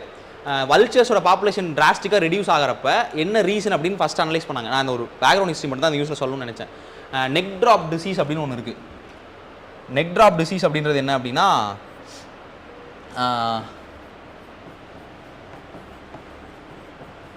வல்ச்சர்ஸ் வந்து இந்த கிளையில் அப்படியே பிடிச்சி உட்காந்துட்டே இருக்கும், ரைட்? சடனாக அப்படியே தலை தொங்கி அது கீழே செத்து போயிடும், சரியா? அதுக்கு வந்து ஒரு இன்ஃபெக்ஷன் காரணமாக இருந்துச்சு ஒரு டைமில். நிறைய வல்ச்சர்ஸ் அந்த மாதிரி பேட்டர்லையும் செத்து போக ஆரம்பிச்சு இந்தியாவில் கொஞ்சம் வருஷத்துக்கு முன்னாடி. அப்படி அந்த மாதிரி செத்து போக ஆரம்பிக்கிறப்ப எல்லாரும் நினச்சாங்கன்னா ஓகே ஏன் இப்படி வல்ச்சர் செத்து போகுதுன்னா நெக் ட்ராப் டிசீஸ் தான் போல அப்படின்னு நினச்சாங்க. பட் நெக் ட்ராப் டிசீஸ் இல்லை, வல்ச்சர்ஸில் வந்து இன்னொரு கெமிக்கல் ஒன்று புதுசாக ஆட் ஆயிருக்கு அதோட சைக்கிள் சிஸ்டமில், அதுதான் வந்து வல்ச்சர்ஸோட சாவுக்கு காரணம்னு சொன்னாங்க. And that chemical drug is called diclofenac. So what is diclofenac? Painkiller for anti-inflammatory. Painkiller for whom? Cattles. மேஜராக கேட்டில்ஸ்க்கு பெயின் கில்லராகவோ இல்லை ஆன்டி இன்ஃப்ளமேட்டரியாக தான் வந்து டைக்ளோஃபினாக் யூஸ் பண்ண ஆரம்பித்தாங்க. And if vultures are eating those carcasses, அது அப்படியே ஃபுட் செயினில் ஒரு ட்ராபிக்கில் வந்து இன்னொரு ட்ராபிக்கில் ட்ரான்ஸ்ஃபர் ஆகுது. அப்படி நடக்கிறப்ப என்ன நடக்குவாங்க? பயோ அக்யூமுலேஷன் மெக்னிஃபிகேஷனா? பயோ மெக்னிஃபிகேஷன் நடக்கும். ஸோ பயோ மெக்னிஃபிகேஷன் மூலியமாக இந்த ட்ரக்கோட இன்டென்சிட்டி வல்ச்சர்ஸில் ரொம்ப ஜாஸ்தியாச்சு. அப்படி ஆகிறப்ப வல்ச்சர்ஸ்க்கு என்ன முக்கியமான பிரச்சனை வந்துச்சு? Kidney failure. So kidney failure வந்துச்சு வல்ச்சர்ஸ்க்கு. அண்ட் அது வல்ச்சர்ஸோட பாப்புலேஷனை டிராஸ்டிக்காக ரெடியூஸ் பண்ணிச்சு. அதுக்கப்புறம் தான் டைக்ளோஃபினாக் ட்ரக்கை இந்தியாவில் பேன் பண்ணாங்க. It was officially banned in India diclofenac. அதுக்கு போல் என்ன ட்ரக் ப்ரப்போஸ் பண்ணாங்க?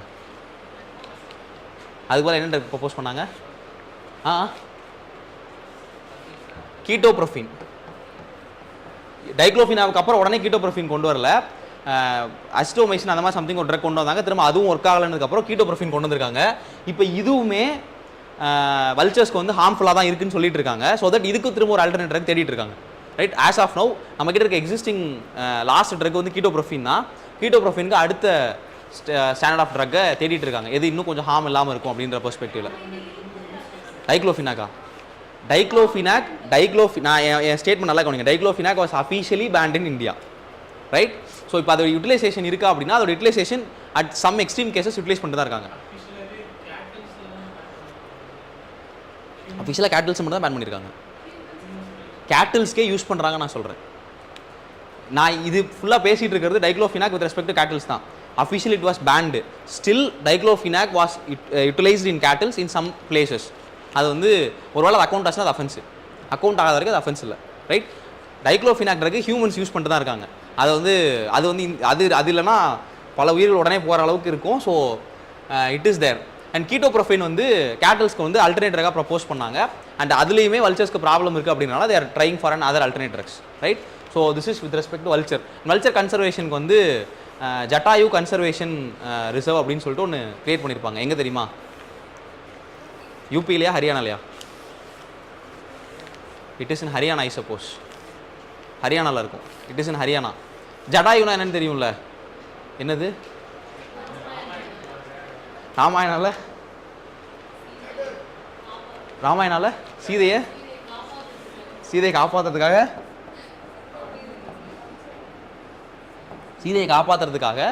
உயிரை விட்டதா நம்பப்படுற ஒரு கழுகோட பேர் ஜட்டாயு. ராமாயணத்தில் வந்து ராமர் வந்து தன்னோட தந்தைக்கு கூட இறுதி சடங்கு செய்யலை. ஆனால் இந்த ஜட்டாயுக்கு வந்து முறைப்படி ப்ராப்பராக ஒரு இறுதி சடங்கு தன் தந்தைக்கு செய்யக்கூடிய இறுதி சடங்கு வந்து செஞ்சுருப்பார். ஏன்னா ராமன் வந்து காட்டுக்கு வந்ததுக்கப்புறம் திரும்ப வீட்டுக்கு போகக்கூடாது 14 வருஷம். ராமன் போன துக்கத்தில் வந்து தசரதன் செத்து போயிடுவார். தசரதன் செத்து போயிட்டாரு, வந்து கொல்லி வச்சுட்டு போங்க அப்படின்னு ராமனுக்கு சொல்கிறப்ப கூட as per mythological story Raman வந்து he is not at all ready to meet is father's carcasses. ஏன்னா அப்படின்னா அப்பா சொல்லிட்டாரு நான் வந்து காட்டுக்கு போ அப்படின்னு சொல்லிட்டு. அப்பா காட்டுக்கு போன்னு சொன்னாலும் அப்பா பேச்சு தான் ரொம்ப முக்கியம். அவரே செத்து போனாலும் அவரை பார்க்க வர மாட்டேன், நான் காட்டில் தான் இருப்பேன் அப்படின்றதான் ராமனோட ஐடியாவாக இருந்திருக்கும். அப்படிப்பட்ட அதாவது தன் தந்தையின் இறுதி சடங்குக்கே செல்லாத ராமன் யாருக்கு வந்து இறுதி சடங்கு பண்ணியிருப்பார் அப்படின்னா ஜட்டாயுக்கு பண்ணியிருப்பார் அப்படின்னு ராமாயணா ஸ்டோரி இருக்கும், சரியா? ஸோ அதனால் வந்து இந்தியாவில் சென்ட்ரல் கவர்மெண்ட் ஸ்கீம்ஸ் நிறைய எடுத்து பார்த்தீங்கன்னா இந்த பேஸ்டாக தான் இருக்கும், சரியா? ஃபாரஸ்ட் கன்சர்வேஷன் ஆக்ட்டுக்கே பேர் மாற்றிருக்காங்க. ஸோ ஃபாரஸ்ட் கன்சர்வேஷன் ஆக்ட்டுக்கு பேர் மாற்றுற இடத்துல வந்து சான்ஸ்கிரிட் வேர்ட்ஸும் ஹிந்தி வேர்ட்ஸும் சேர்த்து தான் பேரே ஒன்று வச்சுருப்பாங்க ஃபாரஸ்ட் கன்சர்வேஷன் ஆக்ட்டுக்கு. அது வந்து நான் ஹிந்தி ஸ்பீக்கிங் பீப்புளை வந்து எக்ஸ்க்ளூட் பண்ணி கொண்டு வர மாதிரி இருக்கும். அதே மாதிரி இந்த ஸ்கீமோட நேம்ஸ் இருக்குல்ல, சென்ட்ரல் கவர்மெண்டோட ஸ்கீமோட நேம்ஸ் இருக்குல்ல, சென்ட்ரல் கவர்மெண்டோட ஸ்கீமோட நிறைய நேம்ஸுமே வந்து இந்த ஹிந்தி இல்லை சான்ஸ்கிரிட் நேம்ஸில் தான் இருக்கும். ஆதித்யா மிஷன் அப்படின்னு இருக்கு இல்லையா, ஆதித்யா எல்லோன் மிஷன் இருக்குல்ல, ஆதித்யா அப்படின்றது என்ன? சன்னு தானே. ஆதித்யான்னு சன்னை எதில் சொல்லுவாங்க? எந்த லாங்குவேஜ் இது ஆக்சுவலாக? ஆதித்யாவோட அந்த ரூட் லாங்குவேஜ் என்ன? ஹிந்தி கிடையாது அது ஆக்சுவலாக, சான்ஸ்கிரிட் அது ஆக்சுவலாக. இந்த மாதிரி இப்போ நீங்கள் வீனஸ் பற்றி உங்களுக்கு தெரிஞ்சுக்கணும் அப்படின்னா வீனஸ்க்கு நம்ம என்னென்னு சொல்லுவோம்? சான்ஸ்கிரிட் நேம் சுக்ரயான்னு சொல்லுவாங்க. சுக்ரன் தான் வந்து வீனஸோட சான்ஸ்கிரிட் நேம். ஸோ மேஜரான ஸ்கீம்ஸ் அப்படின்றது எல்லாமே வந்து சான்ஸ்கிரிட் நேம்ஸ் பேஸ்டாக தான் இருந்திருக்கும். அண்ட் இது ஸ்லோவாக இட் இஸ் கெய்னிங் மொமெண்டம். அது எவ்வளோ தூரம் போகணும்னு தெரியாது. எந்த கவர்மெண்ட் மாறினாலும் மேலே இருக்க கவர்மெண்ட் அந்த பேர் அப்படியே தான் மாற்றிட்டு இருப்பாங்க. அது it may be NDA, it may be UPA, but that is what the situation. And this thing very peculiar thing. Best teacher அவார்டுக்கு யார் என்ன அவார்டு கொடுப்பாங்க? பெஸ்ட் கோச் அவார்டுக்கு துரோணாச்சாரியார். பெஸ்ட் கோச் அப்படின்னா அவங்க வந்து துரோணாச்சாரியார் அவார்டு கொடுத்தா கௌரவிப்பாங்க இல்லையா? ஹூ துரோணாச்சாரியார்? துரோணாச்சாரியார்னு தெரியுமா? யார்? மகாபாரதான்ற அந்த ஸ்டோரியில் வரக்கூடிய Pandavas as well as Kauravas ரெண்டு பேருக்கும் கோச்சாக இருந்தவர், டீச்சராக இருந்தவர் தான் Dronacharya. Let us introspect in social perspective. Ekalaivan வந்து எனக்கு சொல்லிக் கொடுங்க அப்படின்னு சொல்கிறப்போ என்ன பண்ணியிருப்பாரு? என்ன சொல்லியிருப்பாரு? ஏகலைவன் எனக்கு சொல்லிக் கொடுங்கன்னு சொல்கிறப்ப என்ன சொல்லியிருப்பாரு? சொல்லிக் கொடுக்க மாட்டேன்னு சொல்லியிருப்பாரு. He is not, then he should not be a good teacher. First thing. அப்படி தனக்கு தெரியாமல் தன்னை பார்த்தே ஒருத்தன் கற்றுக்கிட்டான் அப்படின்ற ஒரு பாயிண்ட் வர்றப்ப அந்த டீச்சர் என்ன பண்ணணும்? ஆக்சுவலாக பெருமைப்படணும், அப்ரிஷியேட் பண்ணல. பட் என்ன பண்ணார் அவர்? கட்டவரில் எடுத்துட்டாரு. ஸோ கட்டவரில் எடுத்துட்டாரு அப்படின்ற ஒரு பாயிண்ட் வர்றப்ப how come you are giving the best coach award on the name of Dronacharyar. அப்போ பெஸ்ட் கோச் அவார்ட்னா அதில் அவ்வளோ இன்இக்வாலிட்டி இருக்கா அப்படின்றதும் ஒரு சைடில் சோஷியல் ஸ்பியரில் கொஸ்டின் பண்ணுவாங்க நிறைய பேர், ரைட்? But we have a greater story called Dronacharyar Ekalaivan. And அதனால வந்து நம்ம அந்த அவார்டு அவர் பேரில் கொடுத்துருக்கோம். இந்த மாதிரி இந்தியன் சிஸ்டமில் நிறைய அவார்ட்ஸோ நிறைய ஸ்கீம்ஸோ நிறைய இனிஷியேட்டிவ்ஸோ வர்றப்போ வந்து it will be questioned throughout the sequence. இந்த கொஷின்லாம் நீங்கள் சவுத் இந்தியாவில் தான் கேட்க முடியும், நார்த் இந்தியாவில் போய் கேட்க முடியாது, சரியா? அந்த கிளாரிட்டி எப்பயுமே வச்சுக்கோங்க, right? So be aware of that. And these are the things. இது ரெண்டு மட்டும்தான். ஃபர்தராக அடுத்த என்வரான்மெண்ட் கிளாஸஸ் வர்றப்ப இதில் மிஸ்மேட்ச் ஆயிருக்கு சில நியூஸஸோ இல்லை இந்த நியூஸஸ் இன்னும் பீக்கில் போக ஆரம்பிக்கிறப்ப அந்த நியூஸஸ் பற்றி பேசுவோம். ஸ்பெசிஃபிக்காக coral bleaching it is a news to speak. Project tiger ரீசெண்டாக தான் அனௌன்ஸ்மெண்ட் வந்திருக்காங்க. ஸோ அடுத்த கரண்ட் அஃபேர்ஸ் மேகசின்ஸில் ப்ராஜெக்ட் பற்றி டீட்டெயிலாகவே வரும். ப்ராஜெக்ட் எலிஃபென்ட் பற்றியும் பேசுவோம். அண்ட் யூஸ்வலாக if at all you are seeing some animals or something highly in news அப்படின்னா அதோட ஃபிசிக்கல் டிஸ்கிரிப்ஷனை கிளியராக வச்சுக்கோங்க. அதுக்கு வந்து at least very few general physical descriptions அது ஒன்று. அண்ட் ஐயூசிஎன் ஸ்டேட்டஸ், அதோட வைல்ட் லைஃப் ப்ரொடெக்ஷன் ஆக்டோட ஸ்டேட்டஸ் என்ன, ப்ளஸ் வந்து அதோட சைட் ஸ்டேட்டஸ் என்ன. சைட்ஸில் வந்து Appendix 1, Appendix 2, Appendix 3 இருக்கும். அப்போ அதில் அது வந்து எந்த அப்பெண்டிக்ஸில் இருக்குது அப்படின்றது தெரிஞ்சுக்கோங்க. Appendix 1 வந்து higher degree of protection, Appendix 2 அதோட லெசர் டிகிரி, Appendix 3 அதோட லெசர் டிகிரி, ரைட். இது போக அதோட ரேஞ்ச் என்ன நேரத்தில் இருக்குது, it is endemic to this place, this continent, this country, இந்த மாதிரியான விஷயங்களை தெளிவாக வச்சுக்கோங்க. இது எல்லாம் இந்த மாதிரியான கொஷின்ஸ் இருக்கப்போ உங்களால் வந்து at least you can able to find out the answer by 30 to 40% of questions. அதாவது கன்சிடர் தி ஃபாலோயிங் ஸ்டேட்மெண்ட்ஸே வருது அப்படின்னா கூட 3 ஸ்டேட்மெண்ட் கொடுத்து ஒன்லி பேர், 2 பேர், 3 பேர் அப்படின்னு போகிறப்ப இந்த ஒரு பேர் கண்டிப்பாக தப்பு தான், இல்லை இந்த ஒரு பேர் கண்டிப்பாக கரெக்ட் தான் அப்படின்றது வந்து இந்த இடங்கள் வந்து உங்களால் நேரோ டவுன் பண்ணிட முடியும், ரைட்டா. ஸோ வேறு ஏதாவது டவுட் இருக்கா? இல்லை இந்த ஃபாரஸ்ட் கன்சர்வேஷன் பில்லுக்கு அந்த ஹிந்து ஆர்டிகல் நான் அது குரூப்பில் ஷேர் பண்ணுறேன், அந்த லிங்க் மட்டும் ஷேர் பண்ணுறேன், முடிஞ்சால் அதை படிங்க, ரைட். கிளியரா? வேறு டவுட் இருக்கா? இல்லை நான் ஹரியானாவில் கன்சர்வேஷன் சென்டர் எங்கே வச்சுருக்காங்கன்னு தான் கேட்டேன். பிஞ்சோரில் இருக்கும்னு நினைக்கிறேன். இட் இஸ் இன் பிஞ்சோர் ஹரியானான்னு நினைக்கிறேன். ஐ சப்போஸ் கன்சர்வேஷன் சென்டர் தான் கேட்டேன். Jatayu conservation centre. சரி, நான் ஒரு பார்த்துட்டு சொல்கிறேங்க, ரைட். வேறு ஏதாவது டவுட் இருக்கா? அது ரிசோர்ஸ் பேஸ்டாக இருக்கக்கூடிய ஒரு இன்ஃபர்மேஷன், ரொம்ப பேசிக்காக இருக்கும், ரீட் பண்ணுங்கள், ஈஸியாக இருக்கும், ரைட். அதே தான் இன்னொரு நியூஸ்க்கு இருக்கும். One more news is there. Coral ப்ளீச்சிங்க்கு முன்னாடி ஒரு நியூஸ் இருக்கும் மெயின்ஸில்.